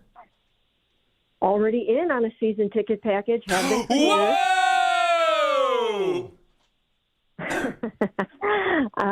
What do you know, Mary Kay? What do you know, Mary Kay? I don't have any inside intel. I wish I did. I do know Rick Bucher, by the way, and you can ask Rick about that. We covered soccer together. When I covered the Cleveland Forest back in the 1980s, I knew Rick Bucher way back then. So you can ask him about that. You knew Rick Bucher back then, Mary Kay?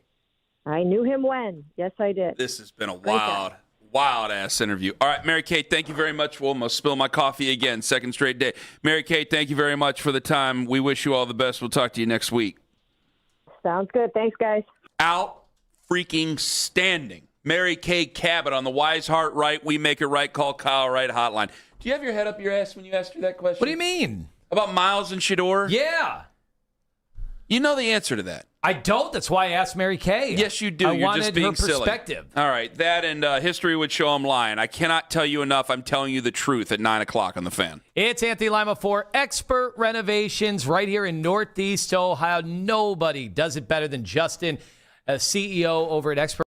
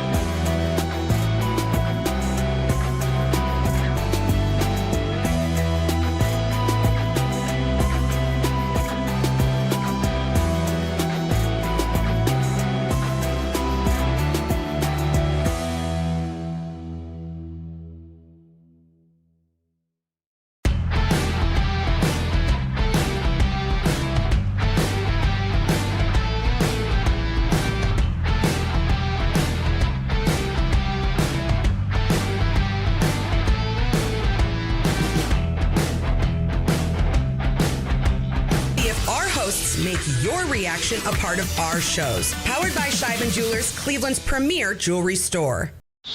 In your weeknight with the best segments of the day. The Fan Rewind. Weeknights at 11.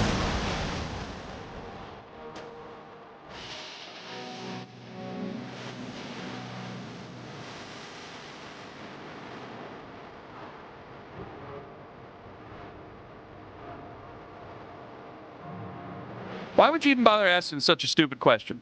You knew the answer. You knew the answer. I like to No, you don't. get as many different opinions, perspective. I like to cross-reference. I like to see what people on the streets are saying. I like to ask the media questions.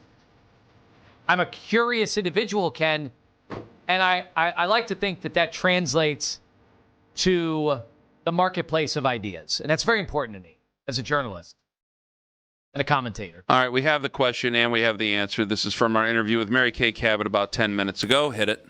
Last night at the ESPYs, there seemed to be a nice moment between Myles Garrett and Shedeur Sanders. I don't know, was Shedeur up for any awards or anything? I don't know. I didn't watch it. Why would I watch that? They had a nice moment there that was captured by, I think, Shedeur's video team. Do you think, Mary Kay, if Shedeur had played better, that Myles Garrett is still a Cleveland Brown today? Oh, that's hard to say because I think that Myles was going for something more than a quarterback playing better than he played last year. Myles was going for the bright lights in the big city and a chance at the Super Bowl and all of those kinds of things. And I still don't think that was going to be enough to make him want to stay here. So it was Myles' decision to get traded again? I thought that was the Browns' decision, that somebody made an offer and it was finally good enough, and so they made the move. Huh. Interesting. Well, remember, I had asked whether or not Don't people be got silly. really mad You know at me. damn well if he would have played better, there's no way they're trading Myles Garrett. Why are we having that discussion? Well, the reason Why is, would you even ask? I had brought up in previous weeks Jackson Dart, and I said, if this were Jackson Dart in Cleveland playing the exact same way that Jackson Dart played, which had his ups and downs, as you pointed out, who knows if he'll ever make it through an actual season playing like that. But if that were the case, would Myles Garrett have been traded? And people got mad at that I could dare ask that question. But the whole point, you guys realize why I'm asking the question. It is to see where Shedeur Sanders is right now in the pecking order of young quarterbacks. That's all. Why? What do you mean? Isn't that what the team is doing? What do you mean? Because if Shedeur they're figuring out whether or not he can start for him this year. They're not comparing him to other young QBs. But that's the thing. Of course you are. That's all you're doing. They maybe to a fault, but isn't that why they moved on from Baker Mayfield? They were comparing him to other quarterbacks and trying to figure out where he was in the pecking order. Isn't that all that the teams do? Isn't that what you're always evaluating? NBA, you're evaluating your superstars. Are they good enough? I mean, I thought that's what everybody does in sports. If he was, if he had played better, you weren't getting rid of Myles Garrett. That's the point of what I'm saying is you didn't need to ask that question. Don't you know the answer? Isn't it common sense? Okay, to me, you weren't it is, trading away Myles Garrett. Then why would you ask it? Because we already know my opinion on this. I want to see Mary Kay and her informed opinion along with her reporting. But she just said it was more on Myles, didn't she? Hello? Didn't she say it was more on Myles' decision there? The bright lights and the glitz and the glamour of Los Angeles, Hollywood, California. Well, he did. He was the guy that asked out, the year prior. Okay, but he said he wanted to win. That was the reason, that they weren't winning. You can win in a lot of places. But she just said bright lights, big city. That's what was just said. And if he would have played better, again, it's their decision to trade him. I know he's got a no-trade clause, but he could sit there and stomp his feet and want to trade all he wants. Okay, too bad. And had he played better, it feels to me like you're trying to rub the nose in it when I'm just telling you the truth, and I've told you the truth all the time.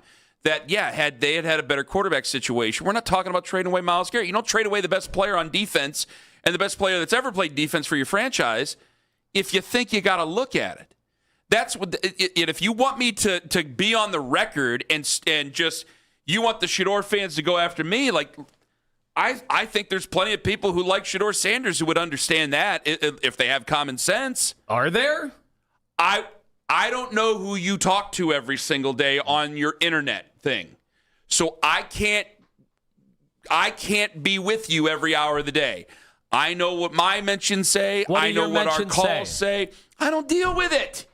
You mean you don't? I'm not trying to work people into a shoot every single day when we get off the air about a Browns quarterback like you are. You're saying you don't pay attention to the Shador fans that we get a deluge of responses every single day? No, not particularly. I don't. Okay. No, I don't. Because they obviously think he is way better than you do. They're allowed to. I want him to do well, but just because I want him to do well doesn't think I think he's going to do well. And I think I've been pretty clear and honest about that. Every Browns I know there's people making Photoshops of me and Jim Jones, and I know there's people making Photoshops of me as Marshall Applewhite. I can't stop them from doing that. Again, you find a fat cult leader out there, you tell me. I guess I'm the first one that's ever been that way. But no cult leader, if I were a true cult leader, I'd be saying that there's no doubt I should set my 2027 draft class on fire because we already have our guy. I'm not doing that. Because they wouldn't have traded Myles Garrett if they knew they had their guy. They traded Myles Garrett so they could get what's needed to probably get their guy. And if Shador Sanders ends up being somebody that is proving to rise up and overcome all this year, then we'll change our tune. He has an opportunity this year, and that's all that is an opportunity, just like every other quarterback who eventually got replaced had. So I just don't know why you need to force me to say this every damn day of the week. Anyway, actually, you haven't. This is like the first day of the week you've made me say it today, this week. But usually, every day, you get it out of me because I don't know what it is that you want to get defined out of me. I've said the same thing day after day, week after week since the end of the season.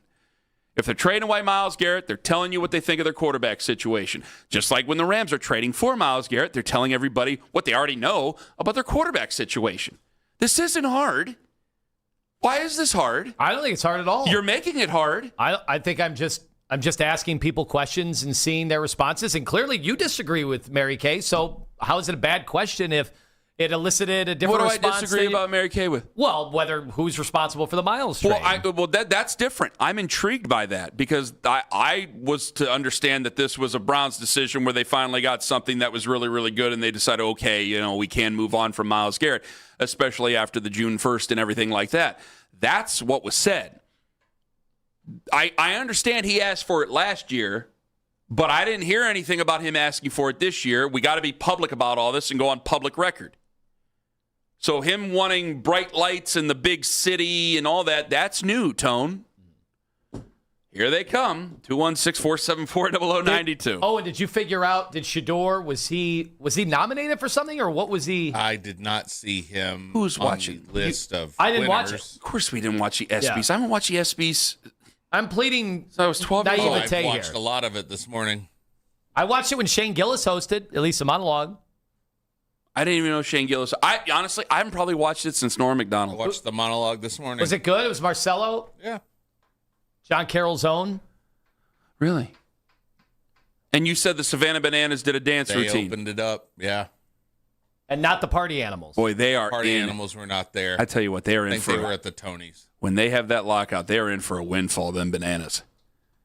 Because there ain't going to be no baseball next summer. Going to be rolling in bananas. The Texas Tailgaters, were they there? No, they are at the CMA Awards. The Loco Beach Coconuts? Just travel with the jerseys and put the Bananas against other teams. At the Razzies. That's what you paid for. All right, in just over 20 minutes, Rick Bucher going to join us, which goes in with, I'm not going to be able to do it, am I? Here they come. I'm not going to be able to do it. Got lined up, Kenny. I hate you. And we got Rick Bucher coming up, too. Guys, I don't hate him, but I hate him. When you put a call to action out there and people act. Yeah, I know. You've got to act the action. Okay, fine. So I'm about to get yelled at for the same thing I've been saying for all year, but fine, we'll do that. And also, you guys think I'm lying to you. I couldn't be any more clear. What I'm about to tell you, which I probably might not even get the chance to because I'm about to get yelled at over Browns quarterbacks again, is the absolute sworn truth. I will swear an oath to you coming up on The Fan. Window Nation.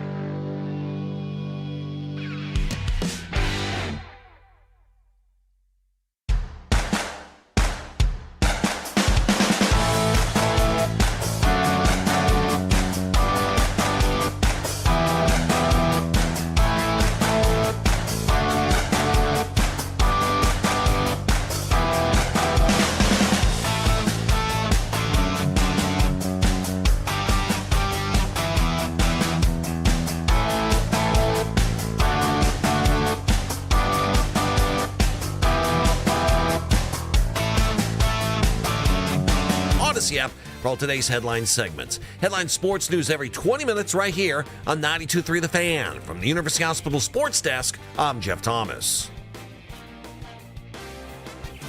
LeBron watches on. And this fall, I'm going to take my talents to... Could he make another return to Cleveland? We are the place for all the latest NBA news and rumors. We are Sports Radio 92.3 The Fan.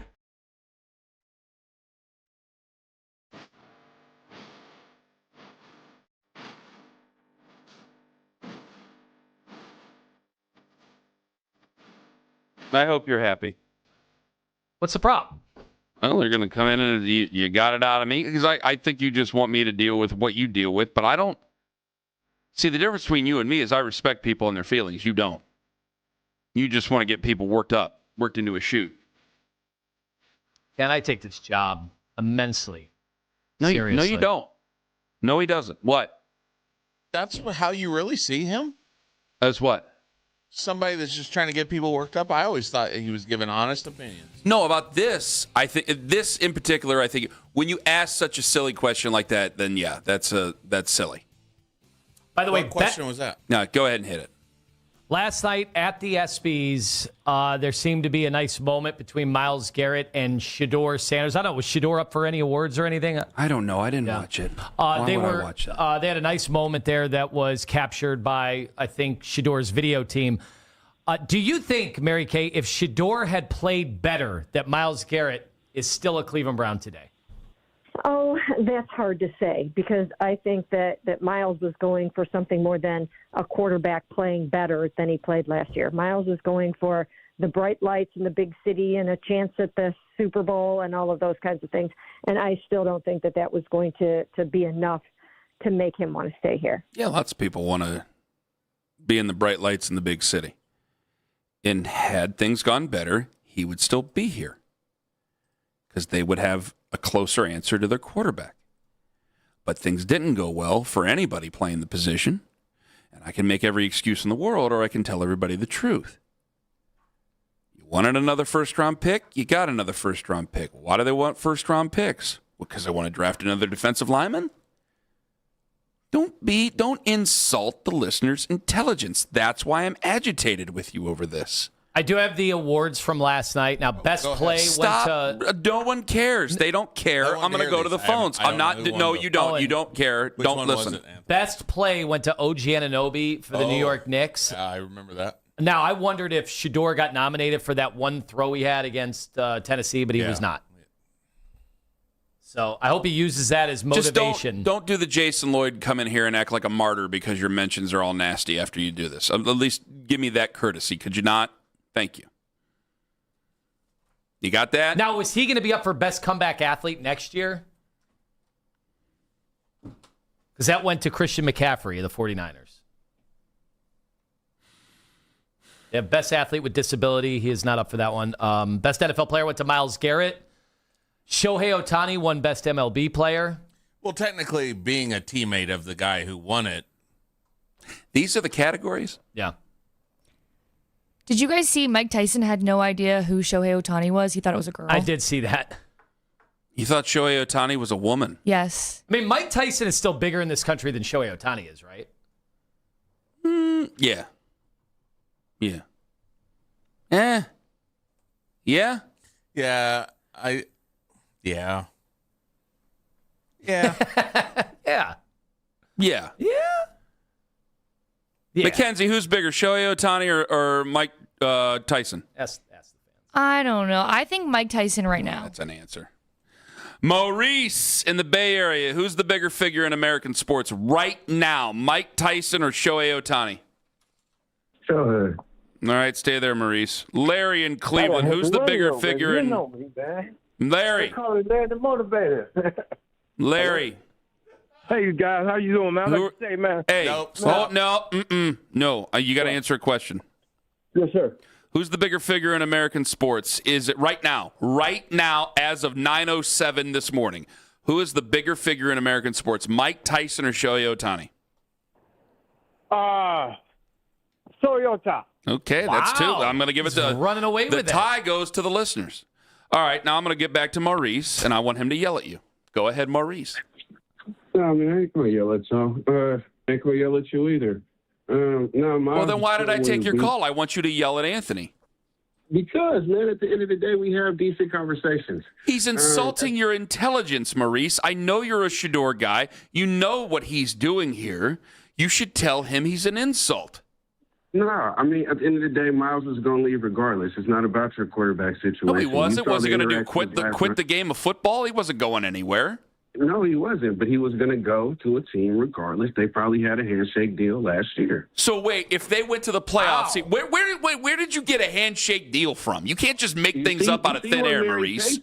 You see what Mary Kay said, the bright lights. He was going to always go to a different team. Had Shador Sanders top 5 either. So had Shador Sanders had taken the Browns to the AFC Championship game, Myles Garrett would still be traded? As a rookie, Ken, with those circumstances. I want to ask you. I didn't ask for excuses. I asked for an answer. Those aren't excuses. Had they gone to the I'll give you this. Had they gone to the playoffs with Shador Sanders as quarterback, would Myles Garrett still be traded?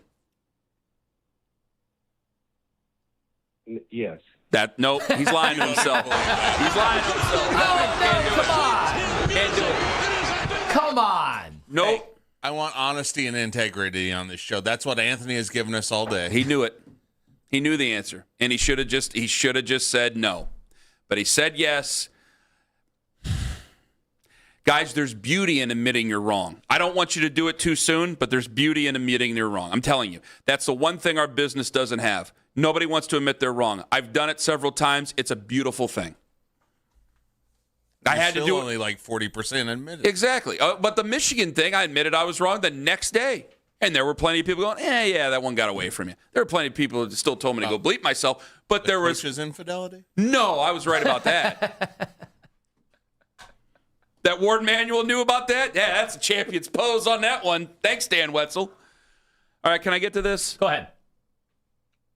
I think LeBron's taking too long to make his decision, and I don't care anymore. I do care, but I don't care, and I'm not going to get all worked up and pay attention to my phone all the time. It's going away. My feelings are going away. And you guys all said, well, speaking of lying to yourself, you think I'm lying to myself. I can only tell you the truth so many ways. This is how I feel. It is not an end-all, be-all. This is not 2014. He's still a fine player. He's still a top 25 player in the NBA. That's pretty damn good. He's a legend and an icon. And their chances of winning a championship go up. They improve if he comes here. But it's not just run through the East and then we'll see in the NBA Finals against either Oklahoma City or San Antonio or maybe Denver or maybe Minnesota. It's not like that. It's not like that. This is still going to be difficult, and it's still going to be a process. And it's gotten to the point now, 2.5 weeks. I wouldn't have said this 2.5 weeks ago, but we've been through it 2.5 weeks. And guys, I can only sit there and beg a person to make a decision to come to us so many times before it's like, hey, the ball's in your court. So I'm not mad at LeBron when I'm saying this. I know it sounds like I'm agitated. I'm just out of arguments to make of why he should come here. All the arguments are there, and frankly, they were all there 2.5 weeks ago. And I've had all my arguments. So, yeah, I'm telling you, hand to God, I will be disappointed if he doesn't come here. I wouldn't think it's a great decision for his legacy, because if he chooses a place like Philadelphia or he chooses a place like Golden State, if he chooses if somehow Indiana gets thrown in there like the one Alex Golden guy wrote, any of those happen, you still have to think about what you do if you don't win a championship. If the story ends and they don't win a championship, it just plops in the middle of the floor. It does nothing. It's just, this is the end of your career. And if you don't win the championship and you're having a retirement ceremony every night during your not winning a championship, a city like Philadelphia will just turn on you and cuss you out on the way out the door and say you were a giant distraction to them trying to win a championship. We won't do that here. Here I am making another argument. I don't need to do that. I just want to re-explain what I might explain because there's different people coming in. But I'm telling you guys, I cannot say this enough.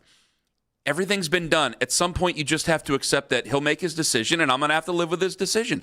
And that's where we're at. That's where I'm at. I'm not on pins and needles. Lima keeps getting people telling it, guys, it's a done deal. Okay, then put money on the prediction apps. Oh, they don't? Okay, so they don't know it's a done deal. Why are we trying to make ourselves feel better? Why are we trying to protect our feelings? I'm not trying to protect my feelings. I'm not trying to protect anybody else's feelings. It's gotten to the point where I accept his decision no matter what his decision is. I will be critical of his decision or accepting or excited about it if he picks ours. But I'm not going to be red-faced and angry and cussing and all those things that I was in 2010 or about a lot of other things that happen in Cleveland sports like people want me to do. I'm not going to do that. This is different now. It's been 2.5 weeks. He's 41 years old. I want him to come back. Yes. My life is not going to be ruined. He will be a part. Guys, we're Cleveland fans. He's going to be a part of our lives no matter what happens. If he decides today that he's going to come to the Cleveland Cavaliers, wonderful. If he doesn't, good luck to you, pal. We still got to get a season going here. But he's still going to be a part of our lives. He'll be back here for the 10-year anniversary. He wasn't here for the 10-year anniversary because he was playing. He'll be here for the 20-year anniversary. He'll be here for the 30-year anniversary. We're still going to build statues. We're still going to retire his number. And I'm not going to stand out there like Randy Quaid in Major League 2 with an X over his face or anything like that. So I'm just telling you guys, I'm accepting of his decision no matter what comes, Tone. You don't want to believe it, neither do the listeners. They want me to lose my mind. Market is tightened right now on one prediction market. They've got Cleveland a slim lead now over Golden State. Miami a distant third. So far, $124 million have been wagered on his next team. Holy Lord. Is he going to profit the way some in politics have been able to profit off some news that's come down? Coming in hot is at 9:45 tomorrow. Be stupid not to at this point, right? That's up to him. Coming up next, Rick Bucher going to join us on the show.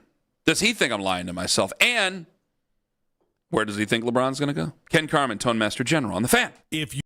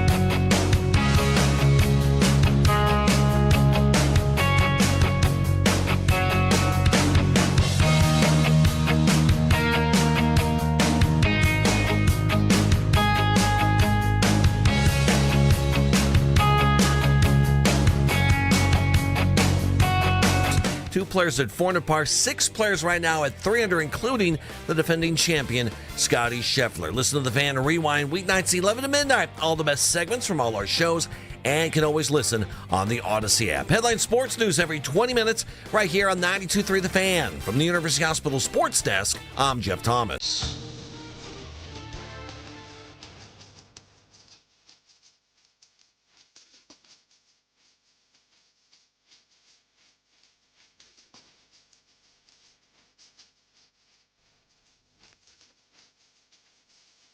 I think people like it when I get mad. And so they're trying to get me mad. So they want me to start yelling about how I'm not worked up and I'm not lying to myself and I'm not being emotional, because I'm not. At some point in every argument, we accept the fate of it. In every point in every life experience, we accept the fate of it. We accept that there's nothing more we can do, whether it be actual living, whether it be something political, whether it be something, so many other things. It's like, okay, this has been done, and now we have to accept it, and we have to make the best of the situation, whether it be good, bad, ugly, whatever it is. And LeBron James has had 2.5 weeks to make his decision. He hasn't made his decision yet, and we've talked about the damn thing to death. There ain't nothing else left to say. What the hell left is it? Now I am getting frustrated. What else is there left to say? No, I think we have said all we need to say. There's no more reasons to bring him back. We've given all those reasons. Sure. But obviously it's his timeline. He gets to, and obviously we think he's already decided. We don't think there's any last minute pleas or voice notes that's going to change his mind. There isn't some market here where, it's gaining steam. The Warriors are gaining steam. No, it's always been what he was going to decide. And I think they are enjoying, and Rich Paul is also using this to probably enrich other players in terms of their situation. I think we've seen that with Anthony Davis. I think in some ways LeBron is doing a solid for Rich, to continue to maximize everybody else under his, extensive and growing catalog of clients. I think that's all part of it. And so LeBron doesn't owe anybody anything. And obviously the teams that are chasing him are okay with their pursuit and how he's handling it, right? Well, also, and I got to tell you, as we bring him on, Rick Bucher joining us right now on the Wise Heart Right, We Make It Right, Call Kyle Right hotline.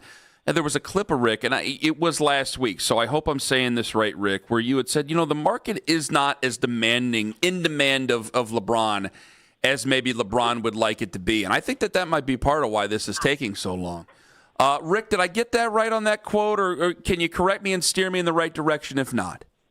No, that's fair. That's fair. I do believe that, and by good morning, guys. Thanks morning for having to you. Me. Thank you for coming on. We appreciate it. Thank you. Yeah, look, I think that what Rich and LeBron are trying to do is maximize whatever they have left in terms of drawing attention, in terms of leverage, in terms of finding the best place and getting the most out of wherever he is going to go. I agree with you 1,000% that I believe they've always had a sense of where they were going, that this wasn't real jockeying and the day-to-day. The odds makers can have fun with it. It disappoints me a little bit that we have reporters who are trying to suggest that it's changing from day to day. Like there's teams that are moving in and out, like it's a horse race, right? It's a live horse race that's going on. I do believe that the Golden State Warriors really want and would still want to have him, and it's one of the reasons that Draymond Green opted out. I just don't know. I don't see a world where LeBron goes to Steph Curry's house and lives in Steph Curry's house. I do believe that LeBron wants to be in a place where it's his place, and that's why I've said from the beginning, for me, Cleveland is the only place that makes sense. And now that this has gone on as long as it has, and there's been as much talk, if he doesn't pick Cleveland, I'm going to think, what did Cleveland ever do to you? I mean, I know what Dan Gilbert did to you, but I thought you guys resolved that. You won a championship. Why would you tease Cleveland and Cavs fans that you are coming back and then break their hearts one more time. You kind of already did that twice. I know you definitely did it once. Like, let's not do it 3 times. That's where I stand on this. Rick Bucher joining us on the show. Well, I'm not asking you to name names or throw anybody under the bus. I want to ask you a general question about this because, I mean, you've been through this before. You've done a lot of TV, Rick, and I know you mentioned like, hey, there's insiders, there's reporters, and you said you're disappointed that they're acting like, oh yeah, there's still some waffling going on. I would imagine there's producers, directors going, that's it. You got to come up with something different here. You're going to have to come up with something different next hour. Like, is that far fetched for me? No. It's not so much that. It's and look, I was at ESPN for 12, 14 years, and I know how it goes. And it was one of the evolutions while I was there. We went from, they would ask me what we needed to talk about on the NBA, and then they asked me what we needed to talk about with the Knicks, the Celtics, the Lakers, the Heat, the Bulls, the Lakers, and then it was what do you have on LeBron? And then it was, we're going to talk about LeBron today. So it really became, you're going to talk about him regardless. And I will say, like, when he left Cleveland the first time, there was we knew that there was a big part of him that wanted to stay in Cleveland, and there were various voices out there from teams saying, we think we can get him. New York, Isaiah Thomas thought he could get him to New York. I heard from somebody, Miami, and I just couldn't believe it. I couldn't believe he was going to leave Cleveland for Miami. I got that one. I didn't listen to one of my sources on that. Because I was hearing over and over again, he doesn't really want to leave Cleveland. And so there was some legitimate movement there. I just don't see that is the case now. And so it's become more of I think you're 1,000% right on that too. I just think it's having to fill content. We need to talk about it. And so let's find a way to look at this through another lens in order to have content about LeBron, because that's really what it comes down to. He is such a polarizing figure and draws so much attention that if you can just say we're going to talk about LeBron next, you're going to draw numbers. Host of the Rick Bucher podcast, Rick Bucher, join us right now on the hotline. We know in his past, in different stops, LeBron can support and uplift an entire organization, and at times day to day, he can also be a drain on an organization. What will this version, 23 years into the NBA, 41 years old LeBron James, be for his next stop? Well, I think it depends on, honestly, where he goes. And it's why, he doesn't have the same leverage. Why when my issue with Rich simply was, I covered all of the presentations that were made by teams. His agent at the time didn't have to go out and present, how LeBron would help all these different teams. And the idea that all, 29 teams would want him. No, not all 29 teams would take him at this point, even on a minimum contract, because there is a weight that comes with LeBron. There's an attention that comes with LeBron. And because of all that he has done, there's an expectation of how he's going to be treated. And I would add the fact that you've got an agent who's doing podcasts and talking about your teammates. That there's a lot of teams out there at this point in their evolution and where they are. They're like, you know what, for a year or two, do we really want to invite that into our house? It's not really a reflection of where LeBron is as a player so much as it is with everything that comes along with LeBron. And so I just, for sentimental reasons, for where the Cavaliers are, for the fact that there's not a personality there or an established star that is so big that they couldn't coexist with LeBron. Like the idea of him going to Miami Bam Adebayo is now established as the guy, and you've added Giannis Antetokounmpo. Neither of those guys have an allegiance to LeBron the way that Chris Bosh and Dwayne Wade did, and they're the future of that franchise. LeBron's coming in very much the third star in Miami, regardless of what he did previously, and I wonder how much Heat Nation resents the way that he left. I think it was different than when he left Cleveland the second time. I may be wrong on that with Cavs fans, but I see the fit for him and how he would be embraced and how he would be regarded in Cleveland as being better than any place else. And Philadelphia has been mentioned too. We all know what Philadelphia fans are like. If he goes there, they're going to have expectations, and if he doesn't deliver, they're not going to care what he's done previously. He's going to hear it, and he has to know that. And so, at the end of the day, nothing makes more sense to me for both LeBron and for the teams involved than for him to return to Cleveland one more time. Rick, let's talk about the actual basketball fit. If it is Cleveland, some have put up red flags surrounding James Harden and how he would coexist with LeBron. I'm always in the camp that when you put the highest IQ basketball players together on the floor, they tend to figure things out. What do you say? Yeah. No, I believe that. I think there's enough mutual respect between those two in terms of what they've done and what they're capable of. And I think that is without question the most important thing. The guys that LeBron has a problem with are the guys that can't think the game, that aren't in the right place, that can't remember plays, that all of that. And for whatever foibles that James has, it's not that. And I do think at this stage, it wouldn't hurt to pair James with somebody who has the work ethic that LeBron has, to maybe scooch him over to one less night on the town, one more day in the weight room.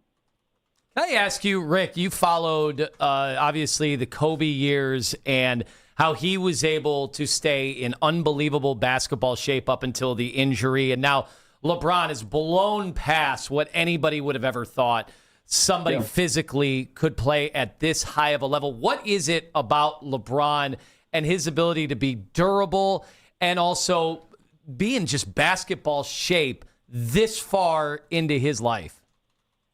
Well, one, I would say he's one of the premier athletes that has just natural athletes that has ever come into the league. And he's been diligent about it from the very beginning.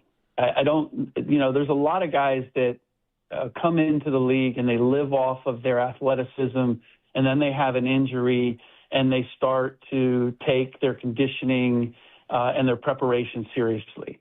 LeBron has done that from the very beginning, which is why he has never suffered a major injury. I would say that, Russ Westbrook has had an injury or two, but by and large, he's the same freak athlete who came in and has been diligent about it from the very beginning. I think that is a big, big part of what contributes to LeBron's longevity. And then I think he's also been very calculating in terms of when there's a situation that is not going to pay off with a premium, if he's not, a couple of those Lakers years where it was like, we're not making the playoffs or we're not playing for a title, he would shut it down, or he would end. Four is putting him out on the wing is not necessarily the ideal, that you want to play him as a big man, and you already have quality big men in Cleveland. But I would be careful in trying to make moves that are, and I think about, and except the one exception might be Golden State because Draymond opted out. He might be able to get a little bit more than that, but by and large, all these teams have already constructed themselves, and they're like, if we can add a LeBron James for for the minimum, why not do that? And I would fully expect that Cleveland is of the same mind. And again, I'm thinking that's probably why that might be one of the reasons why this is taking a little longer too, is that Rich is trying to squeeze something a little bit more than that out of the situation. Rick Bucher joining us on the show. Final one from me. Why does all of a sudden every athlete feel it's necessary to tell us about their financial woes on a podcast this summer? They're running out of stories, man. They told all of the good ones. They told all of the behind the scenes ones about teammates or funny situations, and so now we're getting to this point. Look, it's always been an intriguing thing for me because I do believe that we look at the numbers and the number that guys get paid is not what actually ends up in their bank account. There is a reality to that, but this is just a misunderstanding of normal people. Okay, you know what? You had $100 million. It wasn't really $100 million, and it went fast, and you had a lot of family members that you took care of, and that's why it ended up all going away. No one cares, dude. You started with $100 million. Everybody on the 99% of the planet would love to have had a shot at $100 million. Even if it had gone away, they'd love to have that. That story is not going to play well with the general public, so I don't know why we need to tell it. Rick, we appreciate your time. Awesome perspective. And just to let you know earlier, we have a reporter who comes on with us every week, the iconic Mary Kay Cabot, the plain dealer in Cleveland.com. And she referenced that she worked with you.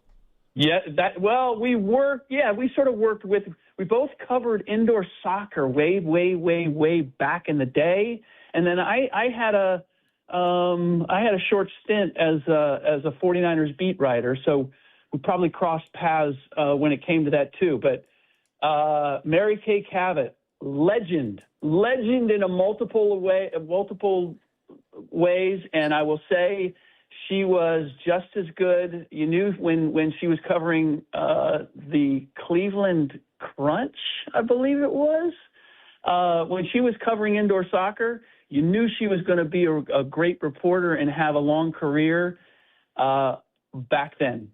So glad to know that she's still out there and working in Cleveland. Rick, thank you very much for the time. All the very best to you and yours. We do appreciate your time. Hope to run you down again soon, friend. All the best. Sounds good. You got it. Thank you. Rick Bucher on the Wise Heart Right, We Make It Right, Call Kyle Wright hotline. Folks, you wanted a new angle? I got you. It might be downright cruel if LeBron chooses anywhere else. And I know that by how you've responded to me today. Ken Carman, Anthony Lima, live on The Fan. Speeding catches up with you.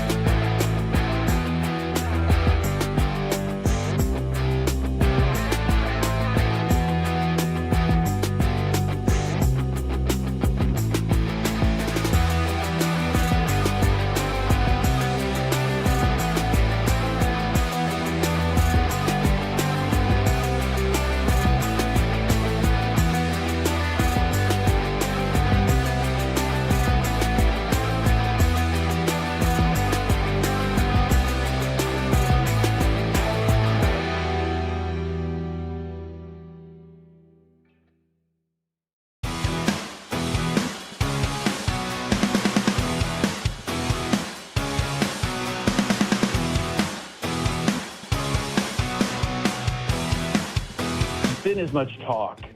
If he doesn't pick Cleveland, I'm going to think, what did Cleveland ever do to you? I mean, I know what Dan Gilbert did to you, but I thought you guys resolved that. You won a championship. Why would you tease Cleveland and Cavs fans that you are coming back and then break their hearts one more time? You kind of already did that twice. I know you definitely did it once. Like, let's not do it 3 times. I really wish Rick Bucher would have been on at 6:40 this morning. Except it would have been 3:40 his time. It is 6:48 where he's at right now. We thank Rick for coming on because he just made my point. I had an epiphany during that answer. So 6:40 today, or 6:20 today, and it carried on, and people were calling up, Kenny, you're full of bleep, this, that, and the other. And then we did it again at 8:45. Well, I wanted to, and then, of course, you did your Shador crap that you like to do and getting people worked up. But people didn't believe me. And I said, like, guys, I'm past emotions. I'm past anger or begging or anything. We're 2.5 weeks into this. I've said all there is to be said. I've made all my cases.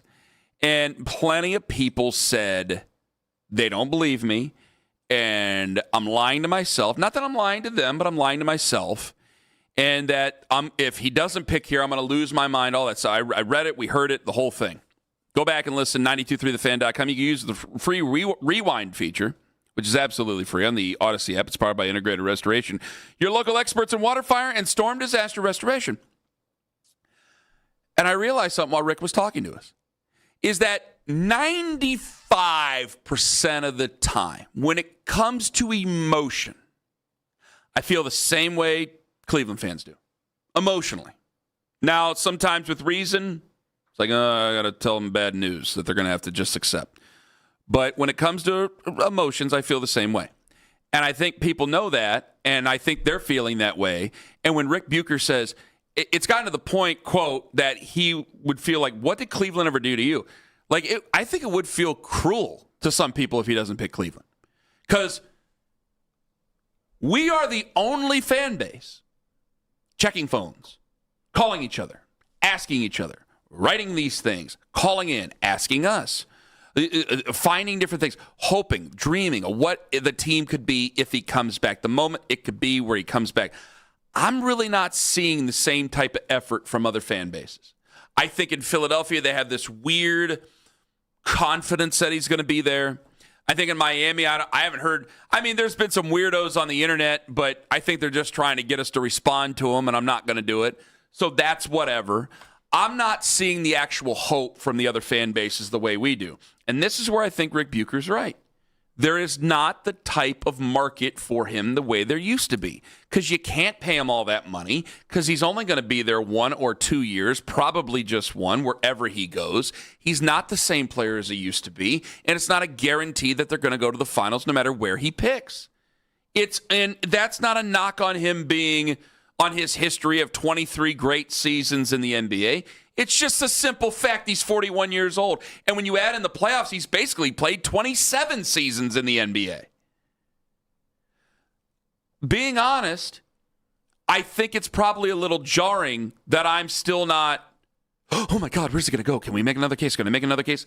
I think Rick Bucher hit it out of the park. I think he says, what do you have against Cleveland if you pick somebody else? And I think a lot of people are feeling that way. And I think that it could come down as downright cruel to a lot of fans. Like, if he doesn't pick Cleveland today or tomorrow, I know Fanatics Fest is today, so I'm thinking it's probably going to be sometime here over this time in the next 48 hours.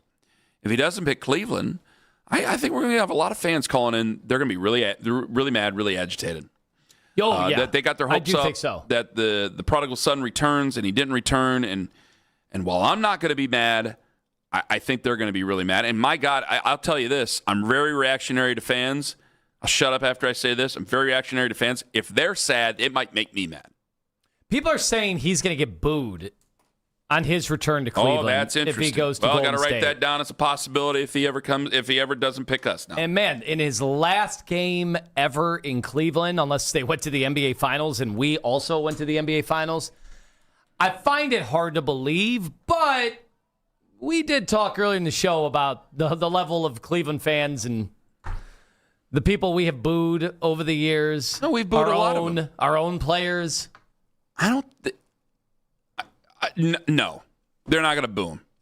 The ticket's going to be it's going to be $1,000 just to get in the door that day. Well, You're not going to spend true. $1,000 to get into the building just to boo the guy. That's true. It would be LeBron, just absolute big-time fans that would be buying I'll the stand tickets, outside right? and boo the team bus if I really hated the guy that much. I'm not spending $1,000 just to boo him. They booed him when he was with the Heat. But they weren't spending $1,000 to get in there to boo him. That was also before he had won a championship. Uh-huh. And that was before we won a championship. They were Well, I booing think him that's the what you last season that he came back until he came back for the Yeah, but a jersey guy also retirement. ran on the court and begged him to come back, and he then seems he to be a did. nice guy, to be honest So with you, the guy who ran out today, there. I think 1:15 is when he talks, or when he does the podcast. So if somebody could just run up to him and hug him and say, "Come back to Cleveland." Wear a shirt? Yeah. I don't know if that. I bet security's pretty tight there. I don't want anybody to get hurt. Well, there's a only different one time. way to find out, Ken. I'm not going to condone that. If it's anything like training camp and the people with the different colored shirts come out, you ain't messing with them. Because I was like, hey, anybody in a brown shirt I could talk to and shake hands, and that security crew, when they get the other security out there, the extra security, it's like, I better mind my P's and Q's because they don't care. All right. Rick Bucher was excellent. Mary Kay Cabot, scrum-trelescent. We're back tomorrow, 6 to 10. You think we're going to get a LeBron decision today? I feel like it's tomorrow, but I don't know. I have nothing to base it on. All right. It's just a gut. Well, you the have game to do this continues. one more day. The game continues. For Big Country, for Mackenzie doing a wonderful job. Congratulations. I'm sure if you follow her on social media, you'll hear about her other opportunity that she's getting. Wonderful lady. Seems to be a little Thanks distracted. to Jeff. Thanks to Lima. Okay, Carmen. For Lima, I'm Ken. Have a wonderful day. Sounds good. Where's your entourage now? Cool, I got on the last show. Oh, boy. This is an Odyssey Sports Minute. Sponsored by Auto